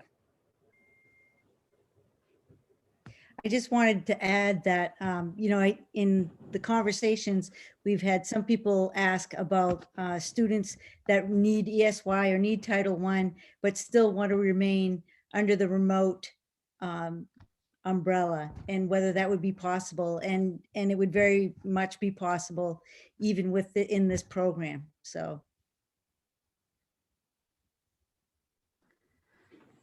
Okay, so we'll keep you updated as things develop, and they're going to move quickly. And so this will likely be advertised to families. I think our goal would probably be by mid-May to begin talking with families and sending out registration information. So that's probably our deadline for ourselves for having this ready to roll out. Okay. So moving to budget, before I move to budget, any other questions on this topic in general or comments? I think the records show Aaron gave applause hands too, so it's unanimous. Yes, I saw that, but didn't mention it, so thank you. Yeah, it would just be ditto for everybody. I think it's wonderful. Thank you. Thank you for all the feedback. So we're going to shift into our budget update. As you recall, we shared our first information with you about budget a month ago, and we didn't have much to update at our last meeting. We shared with you some additional class size information and promised that this meeting we would be coming back with an update, and we have a lot to update. So just to begin with, the sheet that kind of drives the overall conversation, there are two. There's the one pager that's a preliminary budget worksheet, and then there's kind of a detailed table that shows for both expenditures and revenues how those are shaping up for the coming year compared to the current year. So what I want to really highlight for you is what's changed since we last looked at this. When we looked at this a month ago, our expected increase, tax increase was 155,000 and some change. So since that time, you know, different things have become known, as is always the case through budget season. And a number of these are around personnel, just some changes in benefit levels and information that we gather over the course of time. So that's one bucket of information that's changed. Another thing that we've changed here is based on your feedback at the last meeting, and to give you a picture of what it would look like, we've added in the half-time social studies teacher into these numbers so you can see the impact of that and how it shapes the budget. So as you can see on the detailed page, that's been added in as an expenditure under regular instruction. So that added the 38,000 to regular instruction. Also, we have taken a close look at our bond structure, and particularly around our bond anticipation note, our BAN, as it's called. And we're going to talk a little bit more in depth in a second, but just related to what's changed in the numbers, one of the things that we found when we went back and kind of took another look at our BAN information is, as you may recall, when we sell a bond or we go out to seek a bond anticipation note, often you get what's called cost of issuance proceeds given as part of the sale. It's kind of like points on a mortgage idea. And so you use those proceeds. It's basically they're, you know, giving you money beyond your actual amount you're requesting that goes toward the kind of administrative costs and some costs with the loan. And you use those proceeds to pay for things like your, you know, your ratings from, you know, the ratings organizations, and for your bond advisor, and for the bank, US Bank, who handles all the fund, just all kinds of costs, your legal costs. And so once all that's done, also, if you have money remaining, you use that money toward beginning to make your payments. And so with the bond anticipation note, there are additional proceeds there that once everything was paid, we had enough to pay our interest for next year using the BAN cost of issuance funds. So what that means is we could take that out of our budgeted amount for debt service next year and use cost of issuance funds, because cost of issuance funds, if we don't use them, they have to be used for this purpose. So we can't say, oh, well, let's use that instead to, you know, do this other project down at Asa Adams or something. We have to use it toward the BAN. So we've taken out, that was a big chunk, 87,000 came out of the budget. So that's what leads us to what we provided to you in the folder. So we had, you know, ins and outs. We had a $38,000 add, an $87,000 deduction, and then, you know, about, I would say, $25,000 of other deductions net. So we gave you this on Friday. And then today we learned of the insurance rate ceiling from Anthem that came through today. So as you recall, when we budget, we budget based on a high-end estimate of what our insurance increase could be for the coming year and build that into the budget. We built in 9%. Previous years we've done 10%. Our rate was lower, our increase was lower this year, so we felt comfortable pulling that down 1%. And so around this time, Anthem sets, the benefits trust sets a ceiling so that all districts know your rate increase is going to be no higher than X%. And so we got that today. And then around the first week of April, we get our actual final rate. So the ceiling came out today and it was really good news. The ceiling is 4.2%. So we were able to reduce our insurance by about 50% of our anticipated increase. So that's not reflected on the sheet because I told Lynn, let's just, they've looked at this, we're going to let them stay with this, but I want to let you know that that results in an additional $83,000 decrease in expenditures. And finally, there was another insurance change that came through from an employee that resulted in another reduction. But those come and go. I don't like to count on those because tomorrow we could have someone walk in and say they want to go the other direction with their benefits. So, but the net of all of the things I just mentioned right now land us at that increase, decrease. That's, I really should have shared my screen, but on this page right here in the bottom entry in the revenues section of this page is kind of the key place where we see how much are taxes going up or down based on all of this information. So right now, with all the adjustments I just mentioned, that's actually at a reduction of 11,224 as it stands today. I can't hear you. That's with the new insurance data, correct? That's with the insurance taken out for the 4.2% increase. So that's kind of a summary of what's changed since we last talked about budget. Now, there are a couple of other things that we need to share with you that kind of paint the full picture as we look to this budget and how we finish this year and move into next year. But I guess before I get to that, maybe we should stop. I've talked a lot about changes to see if you had any question about anything that was just explained. The only question, which really isn't a question, is a clarification. So if I heard you correctly, instead of an increase of $86,597.77, which is what we have on the sheet here, it's actually a decrease of $11,224, correct? Yes, yes.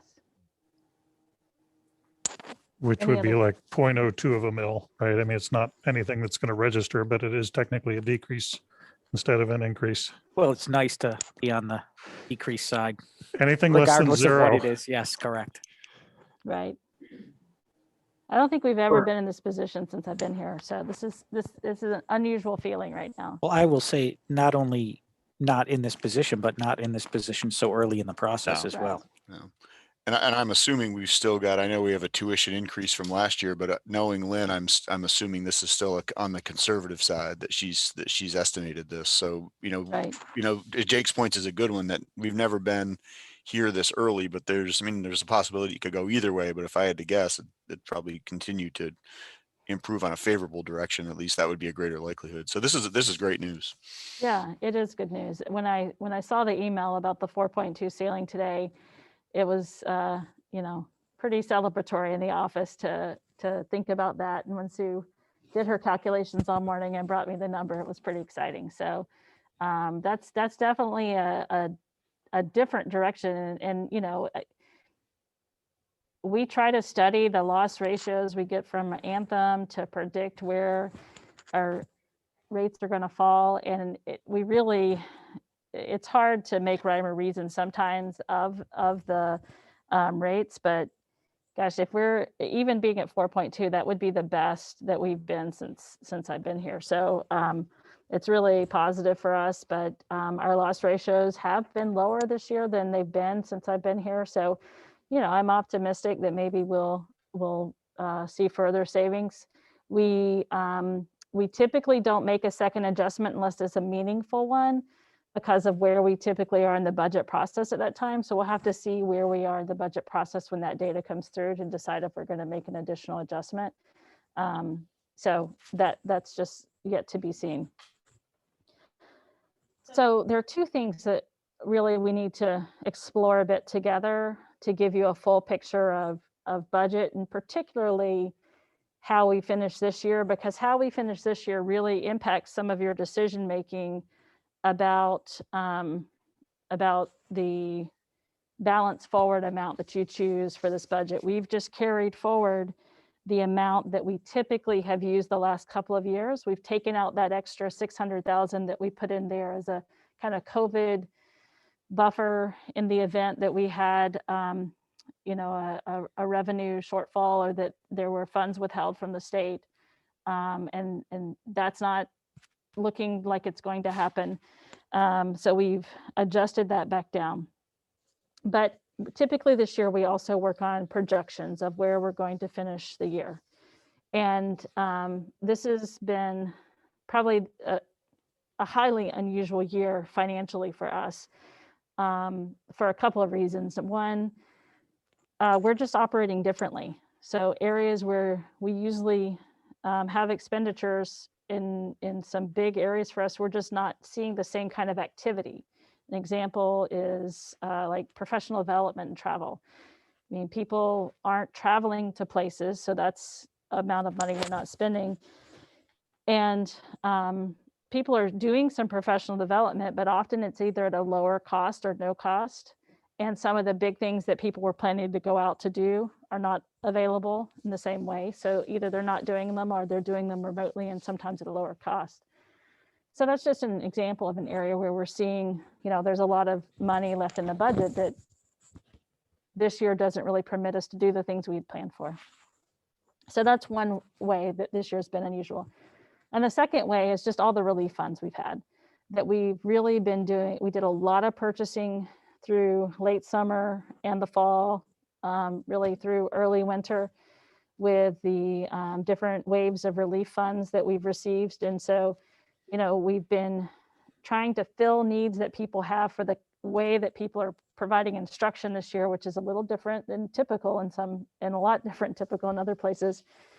And so a lot of the supply needs have been met that way. And so we aren't, you know, either needing some of the things from our budget that we anticipated, or people have just said, you know, I'm just not going to do that this year. I'll circle back to it next year.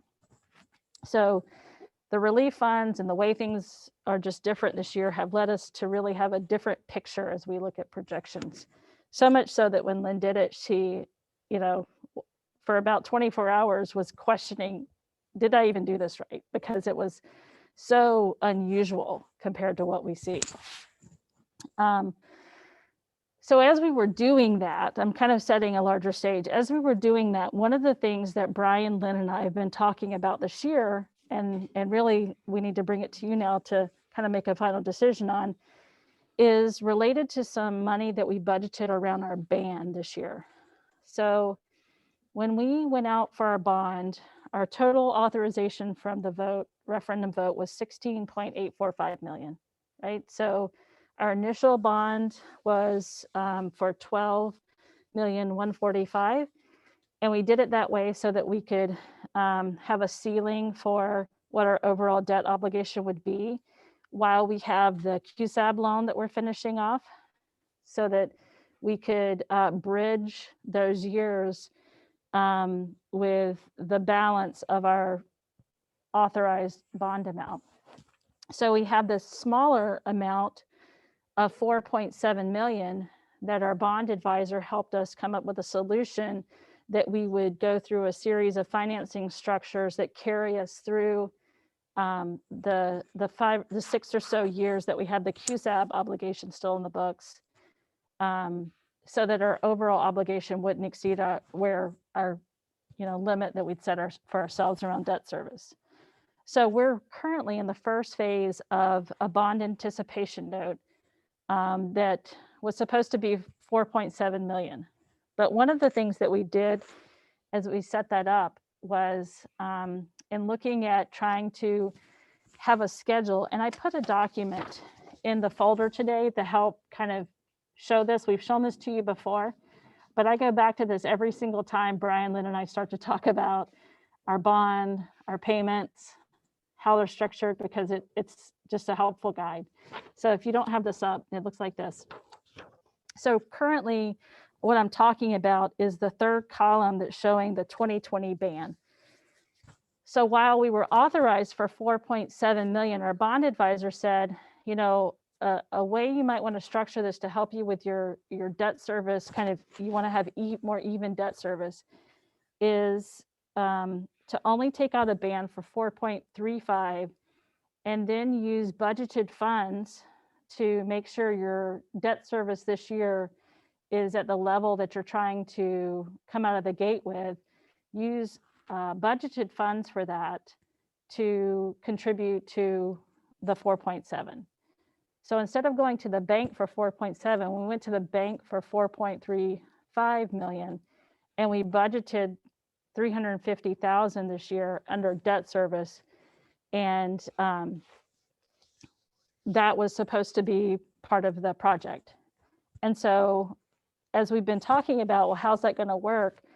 We really needed to come up with our own solution, because in talking with our bond advisor, he had some ideas that when we talk with our attorney and how, you know, it needs to work within our budget structure, we really need to either pay that this year directly against a requisition, like to pay part of our Bowman requisition or one of our construction requisitions with that 350,000, or we could do something a little different with that money.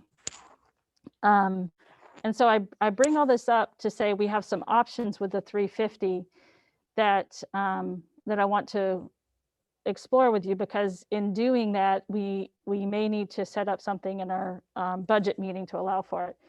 So the other option I see, rather than using that 350,000 just to a garden variety, you know, requisition 9 this year, we could send that money to capital reserve in a warrant article this spring, so that that money is just sitting in capital reserve at the end of our project. If we need it for our list of self-managed projects, it's there, but it lives outside of the bond debt service structure, and can ultimately be more flexible if we need to carry our projects, self-managed projects, a little longer than our bond funds allow us to do that for. So I think as we've thought through it, I tend to land that I think that's maybe the better way, because we have bond funds that are more time sensitive, that they have to be used in a certain time frame, whereas our capital reserve, you know, we have more than $350,000 planned for our self-managed projects. So we could just as easily pull money to fund that from capital reserve at the very end of the project once we expend all the bond funds. So I know that's a long-winded explanation, but if we're going to set up a warrant article for this 350,000 that's in our budget this year, we need to be talking about it so you understand it and can give us some feedback on which way you think we should maybe go. The other aspect of this is there's an implication of taking the $87,000 out of our budget this year for the ban interest that I mentioned earlier, because it means basically that our budgeting around debt service is going to dip below where we had targeted it for this year. So next year, we won't have cost of issuance funds for FY23. So, you know, if you look at our payments, our overall debt obligation for FY22 was supposed to be 1.216. It's one of the higher years actually on the debt service schedule. If you look at the third from the right column, FY payments.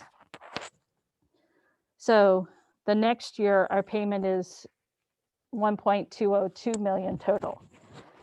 So if we take 87,000 out for FY22, it reduces that payment of 1.2 million 16 down to what, about 11.400 or so? No, 1140. So it's just, it creates a bump the next year. There's some ways that we could get around that to levelize it with some other ways of moving some money from capital reserve, lowering capital reserve the next year. So I think it's something that we can solve without creating a tax increase of 87,000 next year. but I just wanted to bring that point up because it's something that Brian and I talked about and want to make you aware of. So Brian, how would you help clarify all of that? I know it's really complicated. I mean, main goal was to make our bond payments as flat as possible, basically 1.2 million and for about the next 6 years till we get through the QSABs. And then it does, as you can see, it starts to drop off pretty quickly, which I think is good news from the taxpayer point of view. But we just didn't want to go up, down, up, down, down. We just felt like it was much more palatable to have a steady impact on taxes. So that's kind of the driving thing. Because we only had partial funding last year, we did have this 350,000, which we need to fully reach our 16.845 million that was authorized. We need that 350,000 to go to construction. And it came out of operating expenses this year because we didn't have as much interest payments this year because we weren't fully financed yet. There's two ways to do it. One is we pay Bowman, the people working on our schools right now, out of our operating expenses. So that 350,000 goes to Bowman. But that means the 350,000 will then be in our bond account at the end of this process after Bowman's been paid off and finished.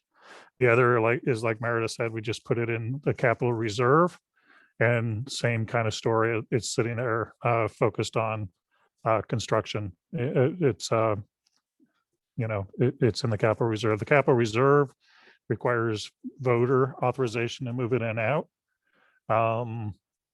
The bond, we already have the full authorization, so there's less, we don't have it. We don't need any authorization to move it in and out.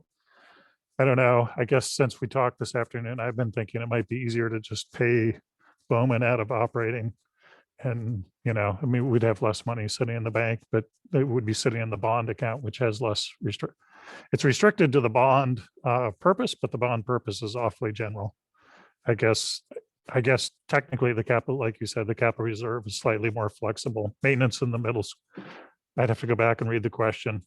The bond constraint was awfully general in terms of construction in the schools, but we couldn't go past what was in the bond constraint. If we leave it in the bond account, if we put in the capital reserve account, we can do anything that counts towards capital reserves, which is pretty much any construction or renovation or maintenance. So that's the bottom line. I'm trying to level the payments. We took in extra revenue on the account, on the general fund this year to make those payments level. We need that revenue to get towards construction. We can do that through the capital reserve account, or we can do it through paying Bowman and just leaving that money to sit back out the other side on the out of the bond account once Bowman's done. And just to remind people, and for Patrick's benefit, we once Bowman walks off with the major construction items, we have a long list of items that we identified as wanting to do that were not so complicated that we need a general contractor. We can do them ourselves more cheaply. And so there's going to be a phase of construction after Bowman walks off site. And we got several things in that self-managed category that we've already got paid for off the bond, but we had some pretty high priority items that we didn't get paid for off the bond, so which we would really like to hit. Just to remind people some of those things, the ASA cafeteria, sorry, not the cafeteria, the kitchen, the current kitchen, not the new kitchen, the current kitchen, the space behind the roll door off the gym, renovating that space to make it usable, renovating the library at the high school, middle school that we're sitting in, getting a fully blown snack shack with true toilets up at the high school, football track. Those are all kinds of projects that are currently not in the list. They were kind of the first projects cut. So those are all things that if we end up with extra money at the end. But there are other things like the siding at ASA, roofing at the high school, some of those kinds of things that we have already said that are in the list of self-managed that this 350 would need to go towards. I would just say we looked at the reserve. There were some new flexibilities. There were some new flexibilities passed last spring around reserve accounts that were not just restricted to the state of emergency. And one of the things in that is you can structure it so that you can set it up to establish and expend for the stated purpose. And so it doesn't require you to go back to the voters for authorization once you've received that initial authorization, as long as it's following the terms. I think it's a vote at a public board meeting that we have to do to expend once it's established. So it does require that initial voter approval, though, that we would do in our warrants with this round of budget. I can see pluses and minuses both ways. And I guess at the end of the day, it doesn't make a huge amount of difference. It's all going to work out the same way. I think before Meredith's last statement, I was kind of leaning towards Brian of not wanting to have to go back for additional voter approval. In the event that we wanted to use those funds. However, if there is greater flexibility now that so long as we craft the initial voter approval correctly, that we would then not have to go back every time we wanted to dip in there. We would just have to vote on it as a board in a public meeting. Then I think I would probably lean in that direction.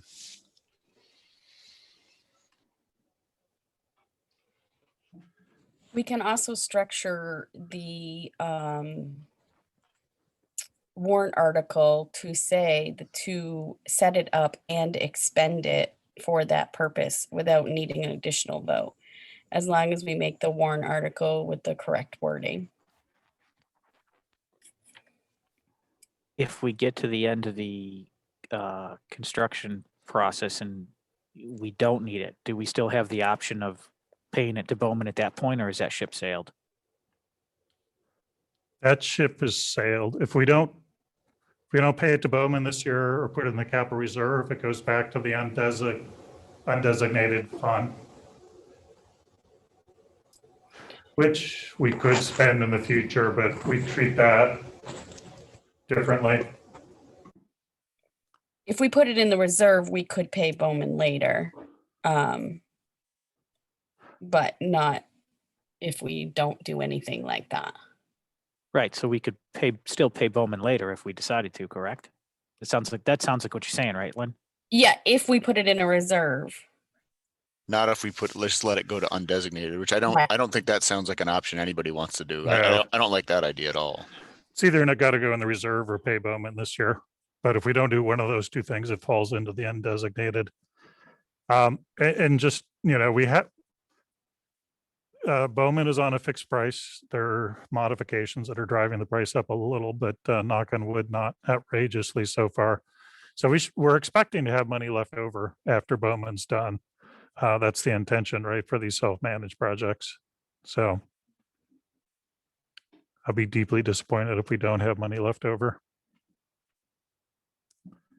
I don't really, again, to me, almost, it seems like six of one, half dozen of the other. I mean, if Meredith or Brian or Lynn feel strongly that one of the two options is preferable to the other, then I could be convinced of that.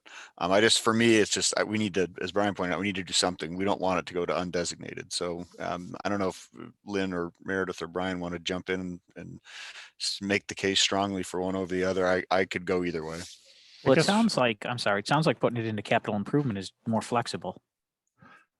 Well, yeah, I guess for me, I would want to check with Drummond and Woodson and see if the question for the capital reserve, I mean, maybe it's the exact same language as what we did put on the bond, in which case they would be equally flexible. I guess wherever we have the more flexible language is where I'd like to put it. So it depends on how flexibly we can write the capital reserve vote. Yeah, we can reach out to Greg M about that. And I would say that that's a key point. And the other is the timeline by which funds need to be spent is a difference between the two options. That the bond funds have a timeline for expenditure and the capital reserve doesn't. So if we had the flexibility that I think we have, but we're going to confirm, then I would say because the time flexibility is greater with capital reserve, I would put it there. In the event, our bond expenditures come in a lot lower than, we needed for contingencies and such, and we have a longer list of things that we need to get done, but maybe are up against a timeline with the bond funds running out, and that could happen. It probably is not as likely, but it could happen just with, available contractors, or we get a quote and it's a little more than we thought, so we need to regroup on some things. So I guess unless I hear something different from Greg, that's my preference for how we move forward on this. I guess I'd forgotten the time constraint on the bond expenditures. What is that again? I have to go back and look, Okay. but I thought that it was 24 months. Does that sound right? No, Or is it 3 years? I thought it was a bigger window than that. Yeah, I guess think that's an important thing to pin down. it's between 2 and 3 years, Okay. because it was a pretty, tight window, but our project was going to get there with no problem. But the self-managed projects, are, I think, the question mark on that piece. So we'll look at that as well. We should check. I know the SREF had a tight window, and I know things like the cost of issuance had a tight window. I didn't remember that the original bond had a tight window. So I guess those are the two questions to ask. I feel like Meredith and the whole administrative staff have spent so much time this year, like battling these deadlines, that I don't want them to even have to think about deadlines where everything disappears anymore.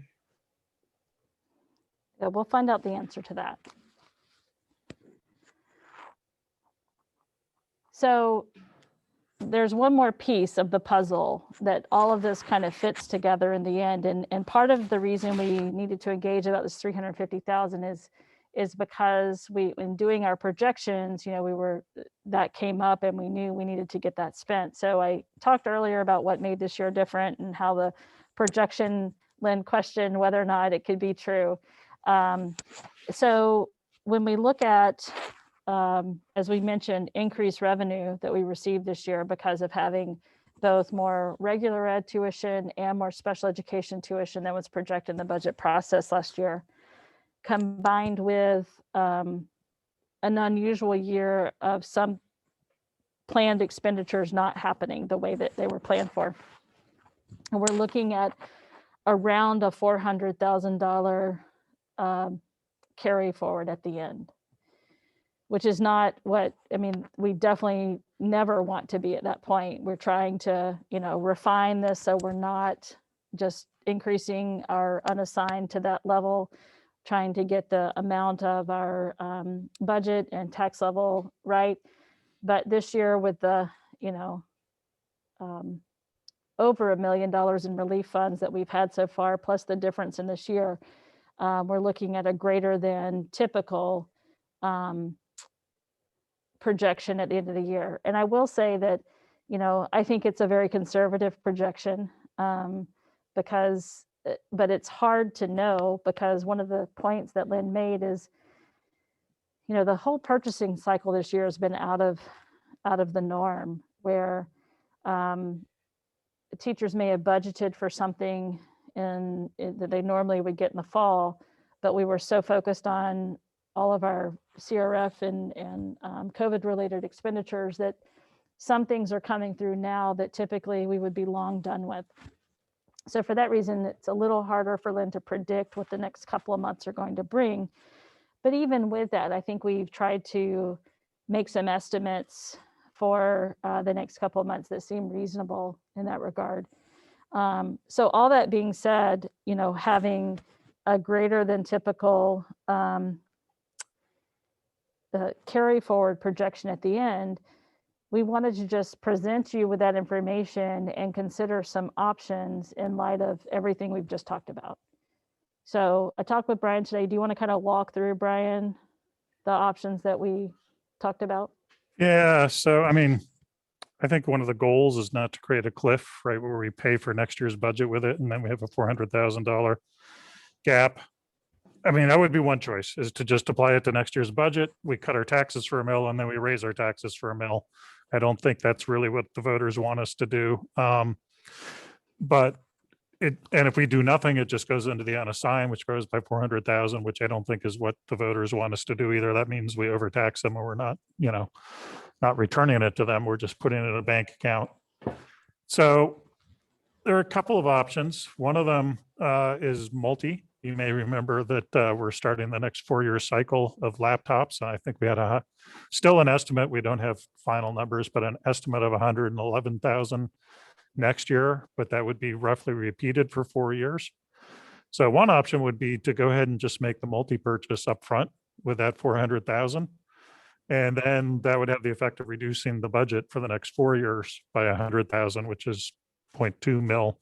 Not to say I don't want voters at home counting on that coming out of their property taxes. It depends on what's happening with the state budgets and everything else. But net effect, whatever happens with everything else, it would be 0.2 mil lower than it would have been otherwise. So that was one of the things we were looking at. There was one more. What was the other one? Well, I think there were three. There was that one. There was the put it in unassigned or tax relief. There were kind Or of tax relief. So three, the three I covered. Well, we were trying to come up with, what's something that we could use this for that doesn't create a cliff in funding, but presents a way for us to have a sustainable kind of bit of relief over multiple years of the budget. So Milty seemed like the best obvious choice for us. Since Brian and I talked today, Lynn and I did a little more research and it developed a little more. We think the price is actually going to be a little higher than that as we're looking at some of the preliminary information. So it might be more in the range of around $135,000 a year. The actual figures don't come out until late April, which is not exceptionally helpful for budgeting. But one thing that we're not sure of, and I'm going to call the state tomorrow, is Milty has never really been presented as a prepay option. It's always been kind of a multiple year payment plan. And each year, as your enrollment changes, you may have a little more cost because you needed a few more devices, so it's more flexible in that way. So one thing that Lynn talked about is, I mentioned these new flexibilities with reserve accounts. And one of the things that's now allowed is you can make a reserve account under any cost center for any purpose under that cost center. So another option that Lynn came up with is, what if we created a cost center or a reserve account under the regular instruction cost center, and put whatever amount of this 400,000 we felt comfortable putting in that account that we would earmark for regular instruction, but most immediately Milty. And then each year we could add to it as we, depending on how our budget was looking and projections were ending up. And hopefully at the end, we would have enough to fund the whole 4 years of Milty, but it would give us a way to have another kind of reserve account so that we're not growing our unassigned, but allow us to take advantage of the kind of structure that Milty offers that I think requires maybe a year by year payment, depending on how many devices you need this year, what you swap out because you didn't need as many or you needed more because you had enrollment fluctuation. So that's another option to accomplish the same thing. And also it allows us, if we don't have enough in the 400,000 we're talking about now to go the whole way with Milty up front, it gives us a way to have a good start on that. And then we can work over the next couple of years to continue to have enough funds in there to finish the Milty payment through our reserve account. We can always, in the end, end up pulling more money from our unassigned if we get to the end and see, well, we're not quite there, so we're going to pull more money into our reserve to be able to finish this out this year for Milty. So, I think that presents a really nice way to do it. And I think the reason, they're offering us more options for reserve accounts is kind of going back to that, they want us to have less undesignated funds sitting in unassigned accounts and have them be more assigned to purposes that are designated. So we talked to the auditor just a little bit this afternoon, just talking through some of that, and he confirmed that is actually the way it can work for something like this, and recommended that that's probably a better option for us to go that route. The other challenge with trying to pay it right now is that those devices won't be here by June 30. And so it's not like we will have them in hand and can pay an invoice by June 30 also. Right. It's not something that was budgeted in this year's budget, so we can't carry an expenditure forward because we hadn't budgeted for it this year. So it seems like the three choices are the multi through a 4-year reserve account, right? Increase the undesignated, tax cut for next year that gets reversed the year after. Right? Yeah, I mean, I think to me, it's an obvious choice that it should be, there's room for some tuning, but the vast majority of it should go into the multi. You said that Milty's never given a pay up front option before, right? Probably because most schools can't afford to do it. I wonder if there's a discount available for paying it in a lump sum up front. Yeah, I can reach out, because even if we put it in our reserve account, we could pay it from there in a lump sum if we had enough funds to do that. So that's something we can ask. Yeah, I think that's a good question. And if it does turn out that it's A, an option, B, there's a discount on that, then I think I'd lean in that direction. And then if we did have to pull funds in future years to buy additional devices, as long as we could still do that under the Milty program, I think that's a great option. But I would definitely agree with Brian. I don't like the temporary 1-year tax cut that's going to have to be reversed. I don't like just sticking money in the carry forward for no particular purpose. So I think Milty is a good place to put this money. It's structured. I also like Jake's idea that if there's a discount for going up front and we can do that, I say go for it. But that's my preference for sure. I mean, and just to be clear, the multi would be a tax cut. It would just be spreading it out over 4 years in a more sustainable fashion than the yo-yo of 1 year and back. Yeah, I think it's really important to be thinking for future years, because we got all this money this year, and that's kind of made it sort of us look like we have extra, but we don't know what our tax figures are going to look like, or the money that we're going to get from the state is going to look like in the next few years. I mean, we were expecting to not get all the funding, and that could still be coming. So I think we really need to be thinking forward with this money as much as we can. Yeah, great planning with this. This is excellent. I just completely agree that the up and down is a lot less desirable than basically taking the money and paying it forward for future expenses. And you found a mechanism to do that. And I love what Jake said about looking for a discount. So I think we all agree on this.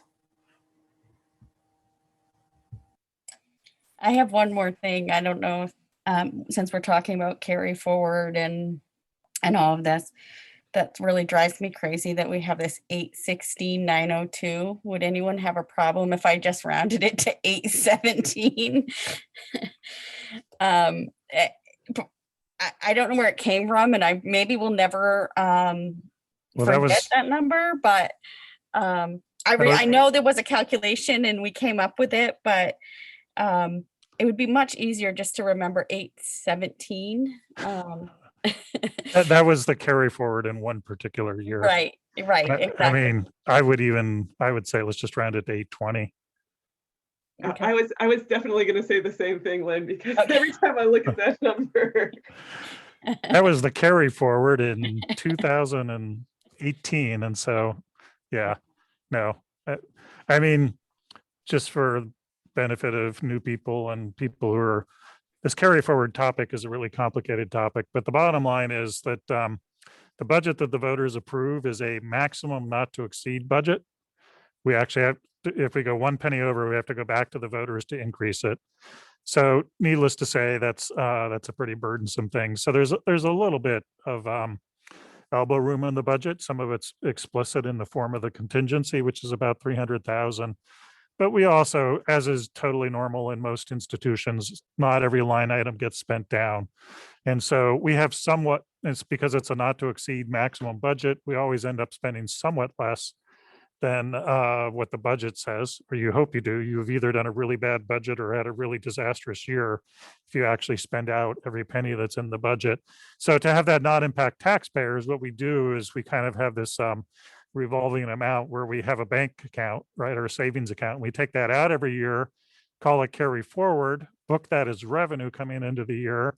And then if the stars align and, Lynn gets as lucky as she could ever get, in which case you should have gone to Vegas, but we'll have that exact same amount that's left over in our budget at the end of the year. And so we'll put it back in our bank account and we'll take it out of our bank account for the next year. And so it's not impacting the taxpayers. We're not, taxing taxpayers extra money to cover that amount, but we've been dialing that amount in and out. We were carrying forward not enough, and we were having the net effect that we were putting more money in our bank account each year. So we've been upping incrementally the amount that we take out each year and carry forward until it seems to roughly match the amount that we actually are not spending out of our budgets. And one particular year, the amount we didn't spend out of our budget, and we thought it was a typical year, was $816,700 whatever dollars it was. So we were trying to carry that forward. And this was the first year we used that number, and then we hit COVID, right? And we budgeted an extra $600,000 in case the state didn't give us money. And then the federal government gave it, right? So the whole thing kind of went kablooey. I don't think we still have a great read on whether that 820 is the perfect, 820,000 is the perfect number, but it's our best guess of what the elbow room in the budget is normally. So we plan not to tax for that, but to take it nominally out of our bank account, but then we don't spend it during the year. So it goes right back into our bank account. That's the basic idea behind carry forward. So I know that was a lot of kind of in the weeds talk, but I think it's important as we begin to see a picture taking shape of how we're managing our end of year projection, how we're looking at this feature in the ban and how that might play into payments or capital reserve, and then the overall net tax impact that we're seeing this year. So what we'll do next meeting is bring you updated documents that show you kind of if we were to take out Milty and what that looks like tax wise, and also by the next meeting it's when we begin to at the next meeting you really say to us, okay, we want to see this as a final look, because at the end of April meeting you approve the amount so that we can bring warrants the next meeting. So we really have 2 more meetings before you're signing warrants. So not a lot of time really in terms of our meeting time together. So thank you for kind of hanging in there through all this, because we needed to get through this tonight so that the next 2 meetings can just be kind of refining our budget with any information that we can learn between now and then. So anything else on budget? Just one. I mean, this could be a request for information, but I'll just throw it out here so I don't forget. I'm sure I could find it in the mess that is my home office, but I'd rather not. So if you could just for next time, or maybe even 2 times from now, just remind us what the enrollment study projected for kindergarten for next year, because that seems to be one big kind of variable still out there. I mean, I'm pretty sure we're going to go up from wherever you said we are right now, 42 or whatever it is. The question is, how far up are we going to go? So reminding us what the enrollment study projected would be good. Kristen, do you remember? It was 60 something. It was 60 something, but I'll bring you the exact number. Yeah, but as a kind of converse to that, the large class we have in first grade was a really low number of births. So it's a lot can happen in between that, birth records and when they enter kindergarten. And sometimes it's more accurate and sometimes there's a lot of ins and outs that impact it. But it's certainly something that caught our eye when we saw it, that it was, in the 60s. But I'll bring you the number unless Kristen's found it. Okay, we'll bring it to you. Yeah, and I think our current kindergarten was off by a year on the enrollment plan, right? They predicted a big bubble, but it was either a year before or a year after the one that are in first grade right now. Yeah. All right, so next up we have a discussion of superintendent evaluation. So the board is charged with evaluating the superintendent annually. We've gotten into a kind of May-June timeframe, which seems to be working well for the board. If we're not going to renew, we have to let them know by December. But since we have a 2-year contract, we're not in the problem with doing it in the May-June timeframe. By policy, we conduct a 360 survey where we survey staff and community. By policy, the board has to approve the survey that's going out. So I just wanted to get board feedback on that tonight. So what we've done for recent years, we've used the ISLIC, International School Leadership Council standard, or something close to that guideline. Anyway, it's a national body standard for evaluating school leaders.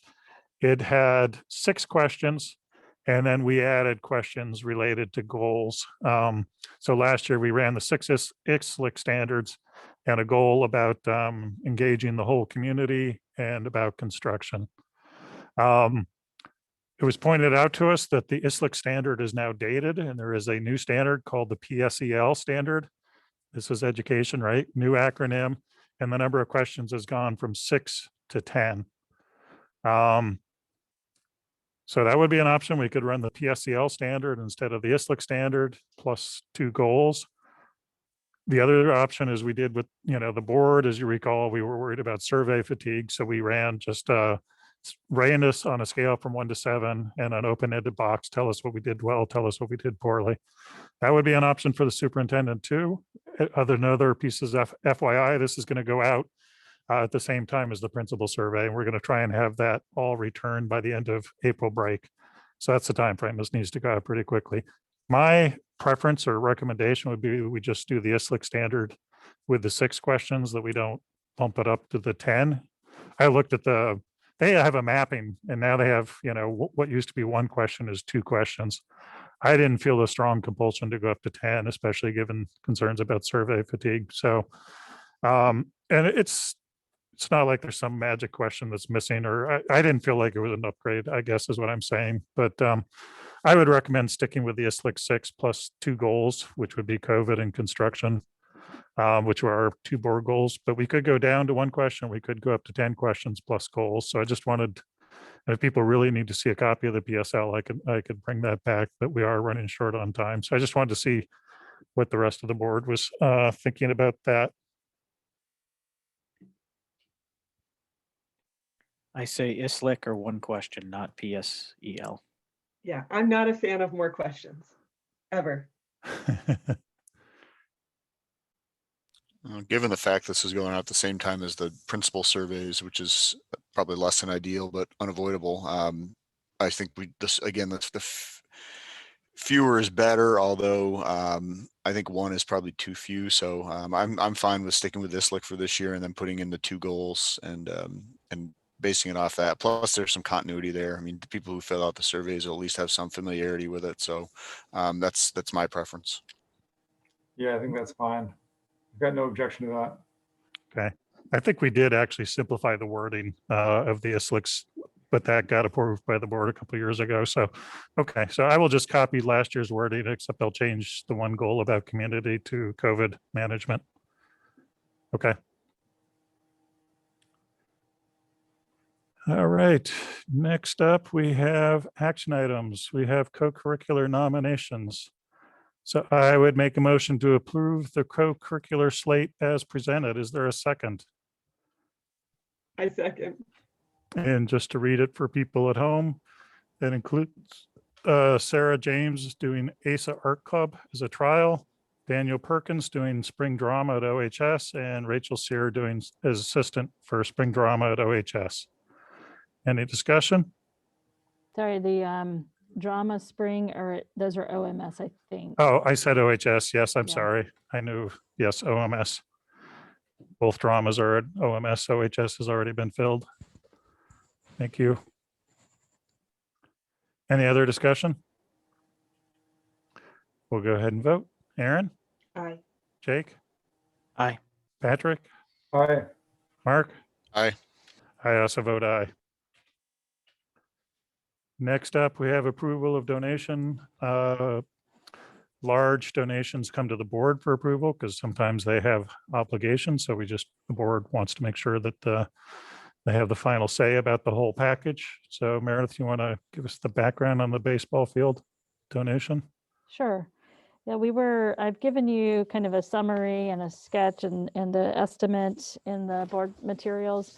We were approached by the Kowal family for a project that they would like to do for the baseball field with the Wally Koval Legacy Fund. That fund was established when he passed some years ago. And the family was looking for a tangible way that would feel to honor his memory and his legacy. He worked in RSU 26 in Orono schools, actually, it was when he was here, over, 5 decades, actually, beginning in the 60s at different points over his lifetime, and was really involved in athletics. And so they would like to donate funds to redo the OHS or the baseball field backstop to have a bricked bottom and a netted top, and improve drainage in that area to protect the investment so it stays intact for a long time. John Parker, I think, is on the call. Thank you, John, for hanging in there in case there were questions. John has been working with the family on the design and will be doing the project for the backstop and the drainage. Two really aspects that the board needs to consider for this approval. One is the approval of the donation, and really with this kind of larger donation, the only thing is, with a large donation, the policy kind of contemplates whether it presents an undue hardship for upkeep. I don't think this does. I think it's a real tremendous enhancement to the space. And I think with the drainage project and having John do the work and knowing our facility so well, I feel really comfortable that it's going to be something that will be a lasting improvement to the space. And secondly is around part of the project, they want to put a placard that recognizes that the donation is in memory of Wally Koval and the years of service, kind of in the middle of the back of the backstop. So you can see they put a kind of a sketch there showing where they'd like to have it, and then up above it you can see what they'd like to have it say. And in policy FF, there's some language around naming of facilities, but it also includes specific aspects in a space, and this would qualify as something the board would need to approve. It's, the backstop itself is the piece that we would be kind of placing in his honor. One piece we did look at with this donation is whether there was a Title IX implication for this upgrade at the baseball field and not having a complimentary one at the softball field at this time. The baseball backstop is in really rough shape in comparison. The softball field backstop, the chain link fence is in really good shape. What I was told is the baseball backstop really gets beat up with people doing batting practice into the fence, and it's just really in disrepair. The other piece is the baseball program has requested that with this they move the backstop up because it's an unusually large area between home plate and the fence that is really disadvantageous, I'm told, for gameplay. So they're asking that be moved up when this is done. It also gives, more room for seating there, but It's the biggest one I've ever seen. Yeah. Like, that distance is crazy. Yeah, so that's part of what they're trying to solve also with this. So it requires board approval for both the donation and for the wording that's on the naming of the backstop.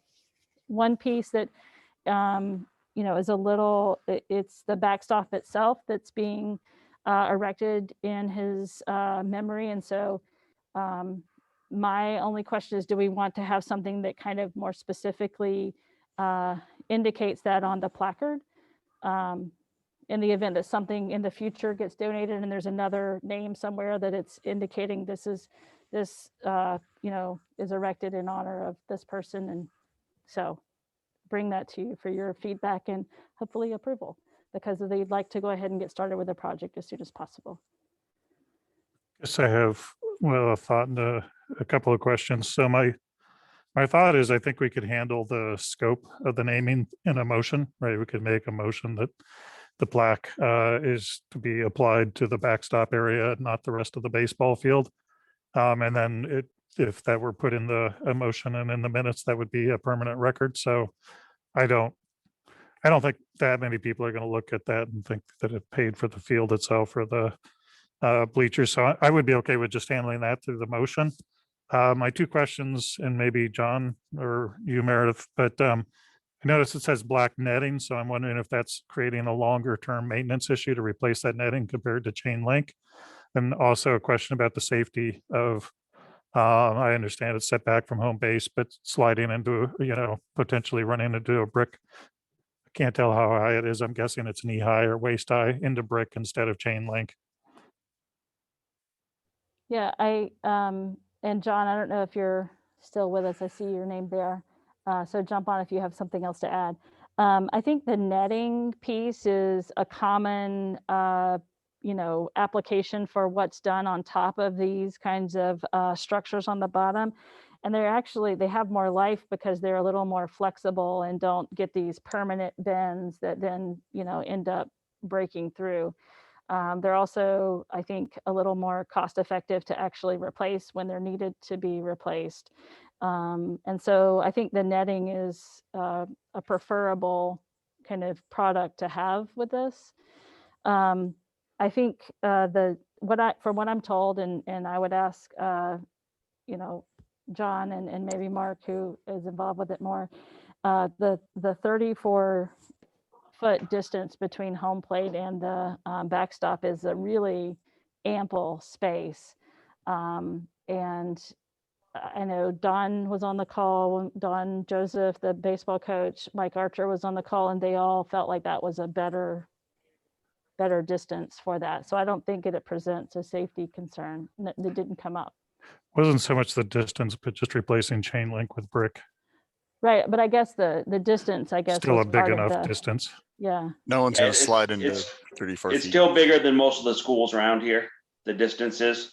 And the netting, the life expectancy on the netting should be somewhere around 20 years. Okay. It's a similar netting to what's on the batting cages. And I guess the black versus the chain link, the black allows you to visually see through it without the distraction. If you ever looked at a black chain link fence versus a vinyl coated, a galvanized chain link fence, you can see through it and it doesn't distract from you in the distance. So the visibility of anybody watching behind it is much better than if you're looking through a galvanized chain link fence backstop. that makes sense. I guess in the safety, I was mostly worried about a catcher chase and a pop fly, but I guess since the backstop comes over the top, they're not going to go that far back anyway. It shouldn't be an issue at all. It's what most places are. Yeah. Okay. Yeah, you have to go a long ways back there for that to be an issue. I wouldn't have any concern over that. Okay. Any other questions, or if there's a consensus, I'll make a motion. Quick question. Before we name anything, is the person that we're naming something after vetted in any way? Like, are we making sure, I'm assuming that this is an upstanding member of the community who's made a fantastic contribution over the years and that everyone knows this person. I'm just new and I don't know them, but I'm just, in general, do we vet people who we would name things after before we approve them? I would say it hasn't come up because we don't really do this very often, but this is someone who's known to the community. But in the event they weren't, we absolutely would want to do that to make sure that we're not naming, facility for something that's counter to what we stand for as a district. So I haven't done any, additional vetting beyond, this person having been in the community for a long time and known as an employee over the years. But I don't have any concerns. But it's a good point that we, might want to look at our naming policy again to just, I don't know if it was discussed when you developed that policy, but it's something that we might want to consider when we're circling back through the policies. We can maybe remember that comment as we look at the K policies or the F policies to think about that. Yeah, I think the fact it's an employee and teacher is fairly reassuring to me. I didn't know the person that I think they passed about when I moved to town, but I've heard other people speak fondly of this individual too. All right, I would make a motion that we authorize the acceptance of the donation and a placement of the plaque on the backstop, recognizing that the naming applies to the backstop portion only. I second. Any discussion? I would just thank the Coville family and thank Black Bear as well. Looks like they're donating some labor and materials as well. So thank you, John. Yeah, I would agree with Jake on that. Thanks to the family and thanks to John and Black Bear. I mean, they do that here on a regular basis, and I don't think we give them enough credit there. So thank you to John and thank you to the Covell family as well. This is awesome. Agreed. We'll go ahead and vote. Aaron, Aye. Jake, Aye. Patrick, Aye. Mark? Aye. I also vote aye. Thank you to everybody. Board meeting reschedule. I was noted that that was on Rosh Hashanah. And so I think we need to move it. So I think Meredith and I talked, there's a meeting on the, was it the 21st? So we don't really want to just move it to the 14th. So I think the choice was we could move it to Tuesday or Wednesday of that week, if that works for people. Quite honestly, that's the meeting that's canceled most often. We've kind of worked hard through August and the schools are started, and it's not uncommon for that first meeting to get canceled, but we should probably, in case there's business, get a time on the record of when we would do that meeting. I mean, I don't know much about my schedule that far in advance, but I know my teaching. I know I'm not teaching on the 8th or 9th. Don't know what other people think about moving it to the 8th or 9th.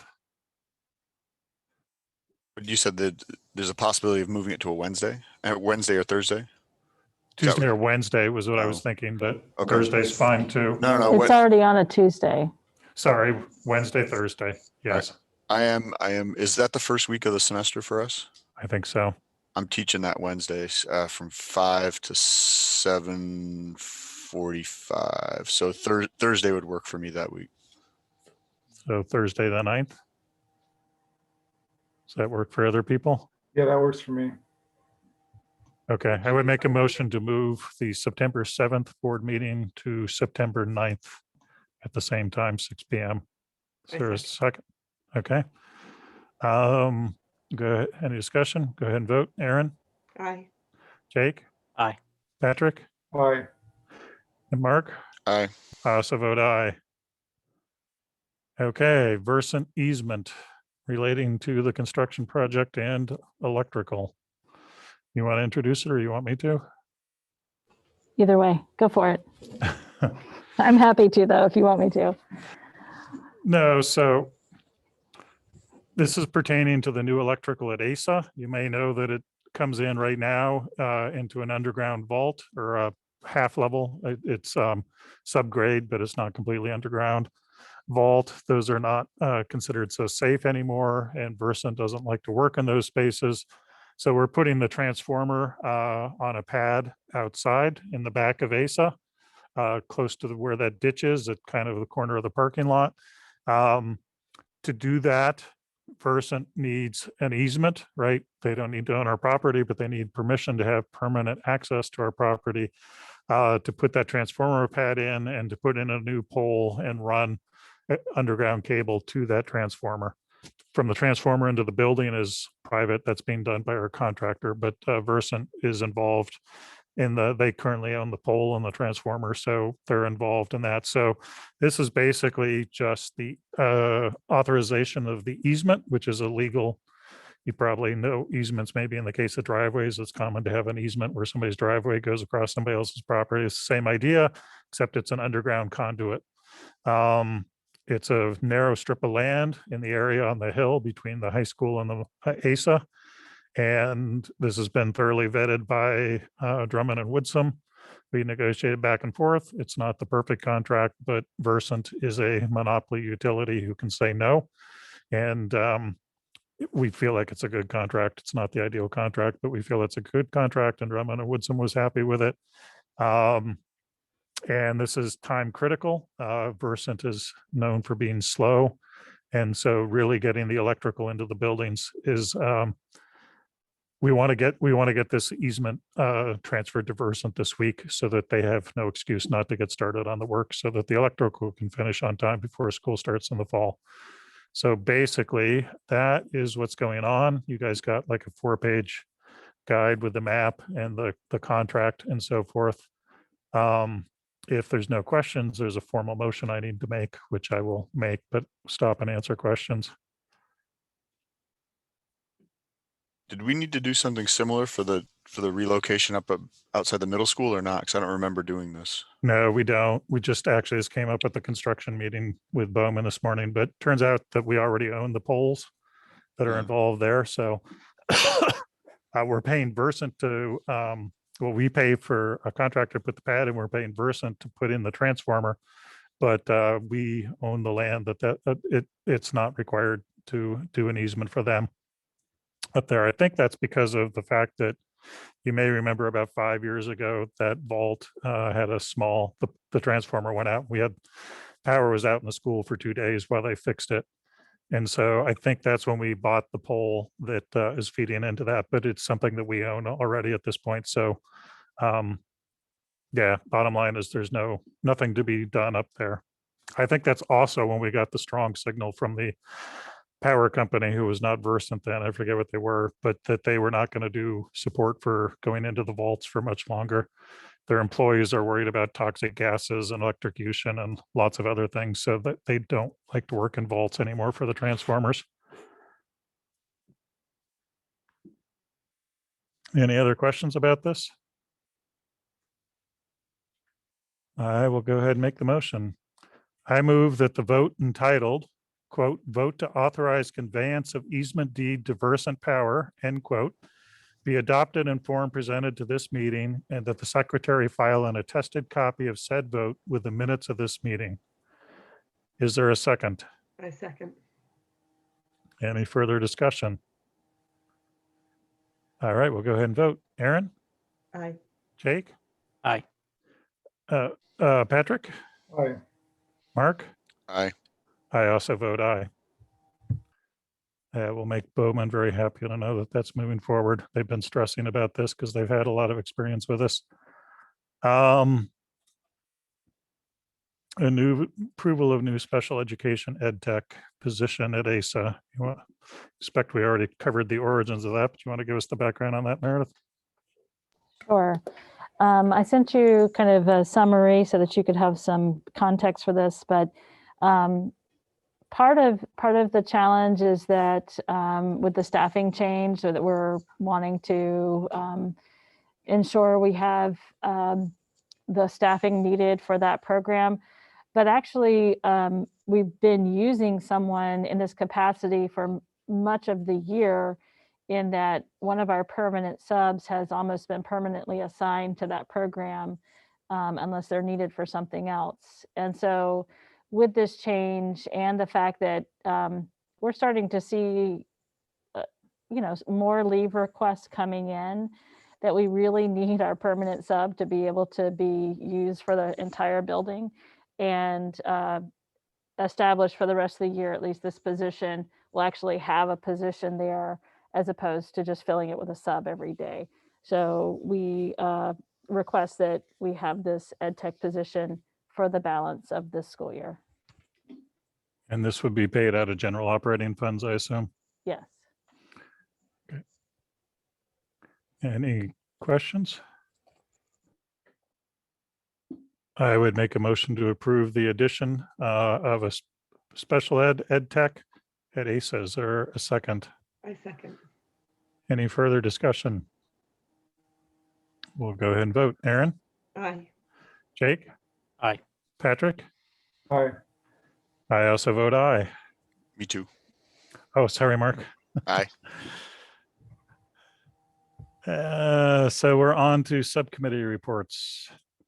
Policy Subcommittee hasn't met since the last meeting. We'll be meeting first Tuesday of April. So I guess it's next week.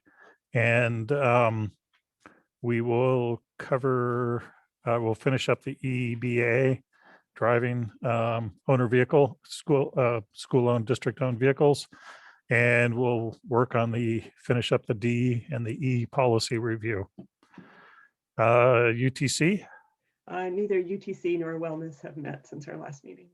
Okay, I like that efficiency there. Getting two for one. Spruce. No forthcoming meeting yet. Okay, curriculum hasn't met since the last time. Meets on the second Tuesday of the month. Facility. Sorry, yeah, I'm mixing up my Tuesdays and Thursdays right now. Second Thursday of the month. Facilities and Building Committee has not met since the last meeting. I think you've seen the biggest result is just working on the electrical, the easement at Versant. And you've probably also seen there's a new pad that's been poured outside the middle school, basically right off the corner. The transformer vault is down pretty much straight into the building. If you walk towards the building from that pad, it's definitely not the ideal location for that pad. We fought it pretty hard, but there's really, there's gas lines and water lines running all over that area. So there was not a lot of, we tried to have it swung around the corner, but that was not a choice. But there is some budget that will be for fencing, landscaping, other things around that pad. The only other alternative I think is to look at a massive move. And I think at that point, we're looking at missing our deadlines for the kitchen opening up, because this electrical runs, right, it's for the OMS, OHS. So looking at that, missing deadlines, and I think people would be shocked with Versant involved and whatnot, exactly how much that would cost to run it another 50 feet. I'm not convinced putting it in the middle of the parking lot's a big win anyway. I mean, if we're starting from scratch, I'd probably run it down, the road that goes to the sports fields and come in at the back of the building, but we're not starting from scratch. And I think I have no estimate, but I'm going to guess from the kinds of numbers I've been hearing, we're talking $500,000 at that point. So I think it is what it is. I know it's not that popular with some people, but I think we should get creative about how we hide it, and I think it could be fine. So that's the other big thing that's happening with construction. I would just add on that front, Brian, that I know we've all been party to, some communications on that. But I would say that just in the last 24 hours, I've received kind of complaints about the location of that from two additional people who, one of whom felt particularly strongly this was kind of damaging the historic front of what was originally the high school and is now the middle school. So if in fact that we are really kind of out of options on where it's got to be located, and that's where it has to be, I think we have to be really careful about what we put there in terms of making it as appealing as possible. I mean, a big part of, if we remember back to when we were starting, like thinking about this bonding process, one of the common kind of complaints and concerns we wanted to address was kind of the aesthetics of our campus, right? And I'm not a big aesthetics guy, to be perfectly blunt. Those of you who serve on the facilities committee with me know that, but there's a lot of people who did not think that the RSU 26 campus was very aesthetically pleasing. We've taken some positive steps on that in this bonding project, and to have something that could be seen as an eyesore right out front. If we can, whatever we can do to mitigate that, I think we have to do what we can on that. I would be the first to agree it's not ideal, and I spent a month pushing back on trying to get something different, and I've just kicked the tires. Meredith saw I sent an email to our architect again about we're really sure there's no other options, but I'm pretty sure so I will kick the tires again, but I'm pretty sure we're at the point where there's no, if we wanted to say this is a 50-year issue and we're willing to spend 6 figures and delay the opening, that's a different conversation. That's not the place I'm in personally, but I think that's the conversation. So if people are in that place on that conversation, that's a that's a valid conversation. Everything else I think is mostly wishful thinking, as best I can tell. So if people think that, we should be deciding that pretty quickly, but anything you would add on that, Meredith? No, it's just one of the things that has been revealed to us through this process is Versant doesn't get involved until you get it in a certain point in the project. And then once they get involved, there's usually new discovery that happens and changes that have had to be made along the way once they've been involved. And like all the work that was done back in the fall to bring the new electrical feed through the middle school basement, out in front and down, was setting it up to be in this one place that was kind of around the corner, not in the front. And then Versant got involved, and then there's all of these new discoveries and requirements that we, as Brian has said, you're really not given options when they're at the table. And for the location of it to be where it is, we literally explored, can we move it back further? And that was going to be a fire code issue if it was back closer to the building, kind of on the other side of the steps. And that was really the last option. And we tried to push back against it, and there was just no other option that could be provided. So, I think now with it bare out front, it does look a little, stark and shocking, but I think it can be something that we create some additional green landscaping around, maybe even some benches, to kind of frame a space there in front of it. So I think there's some things that we can do to help make it maybe feel less like a concrete pad with a big giant electrical transformer on top of it.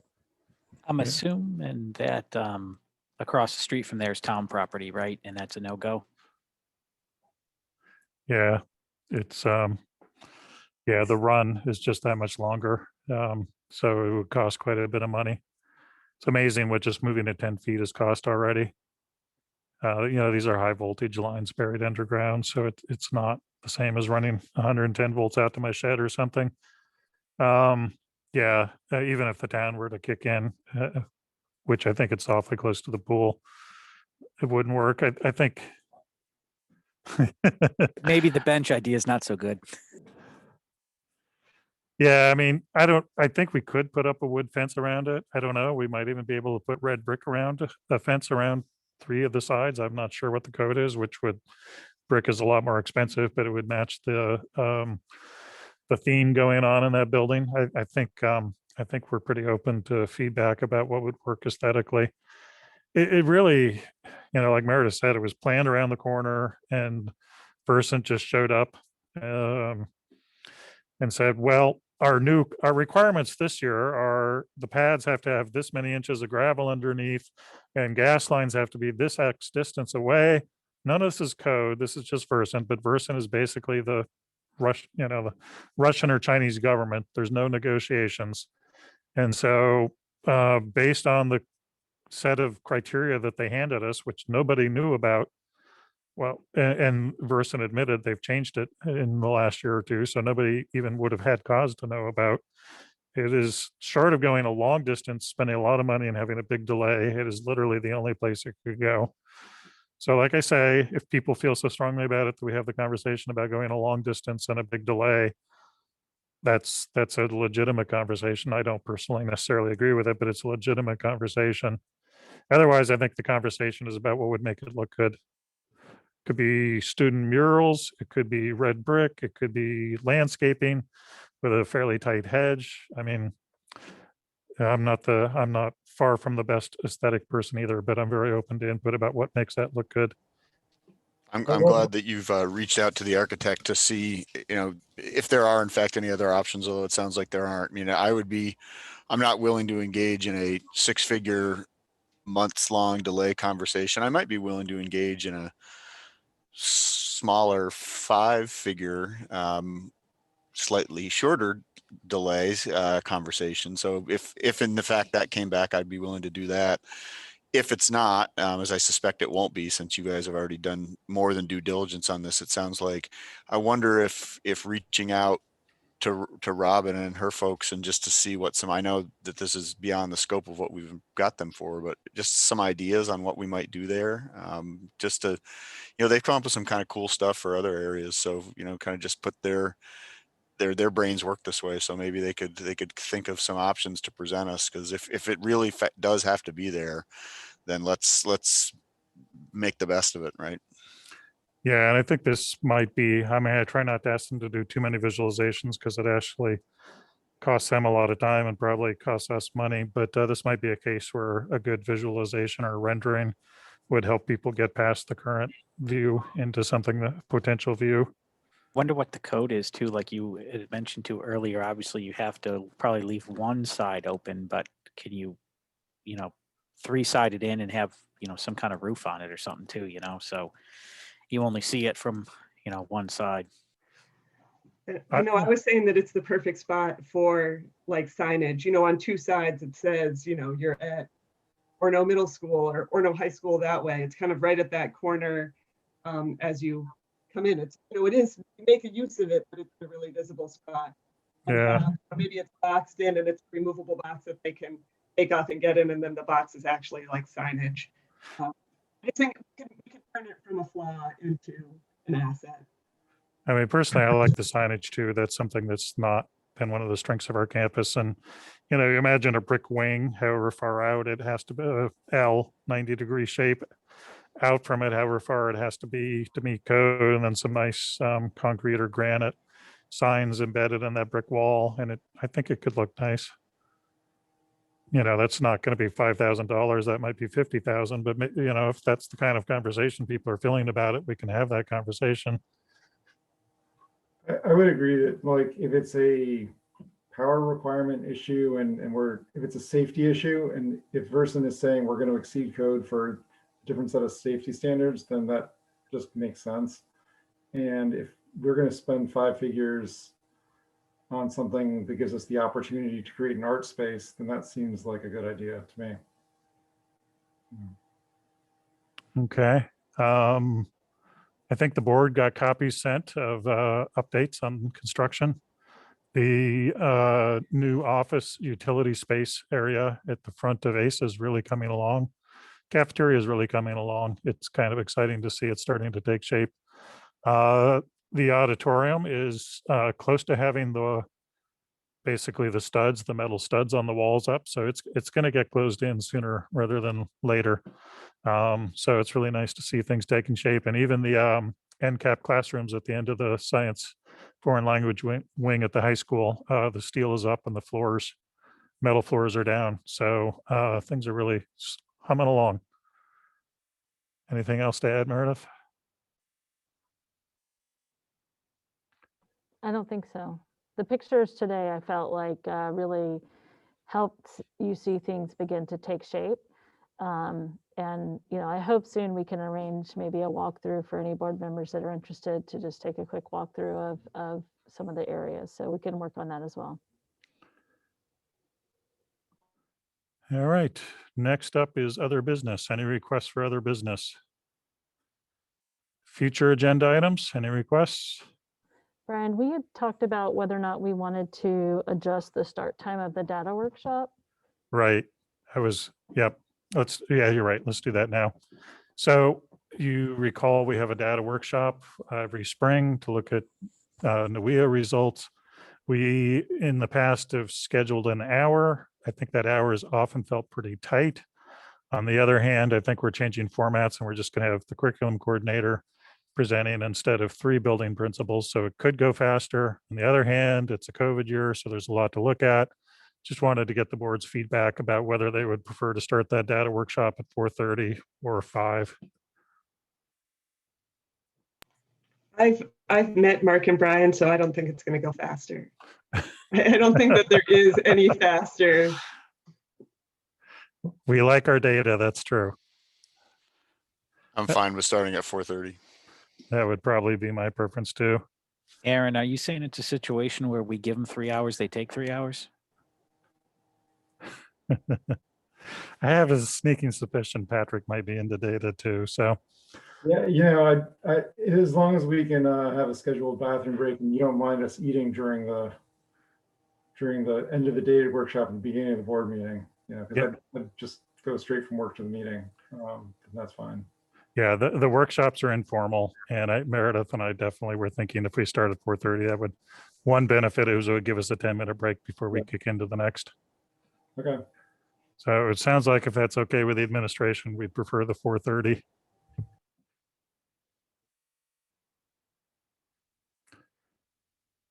Okay, so we're back to public comment. Thank you to everybody who's still hanging in, and the floor is open for public comment. Not seeing any. It's been a long meeting, so I appreciate people for hanging in. All right. Next board meetings, as we just discussed, there'll be a data workshop at 4:30 and a regular board meeting at 6 p.m. on Tuesday, April 6th. Are there any requests for information or follow-up? Seeing none, next up is an executive session. This will be the last item of business. There will be no vote afterwards. So other than adjournment. So everybody's welcome to head out as we head into executive session. I would make a motion to go into executive session under 1 MRSA 40560 labor negotiations. Is there a second? I second. Any discussion? All right, we'll go ahead and vote. Aaron, Aye. Jake, Aye. Patrick, Hi. Mark? Aye. I also vote aye. So we're all set. And I think the administrators are all set. So thank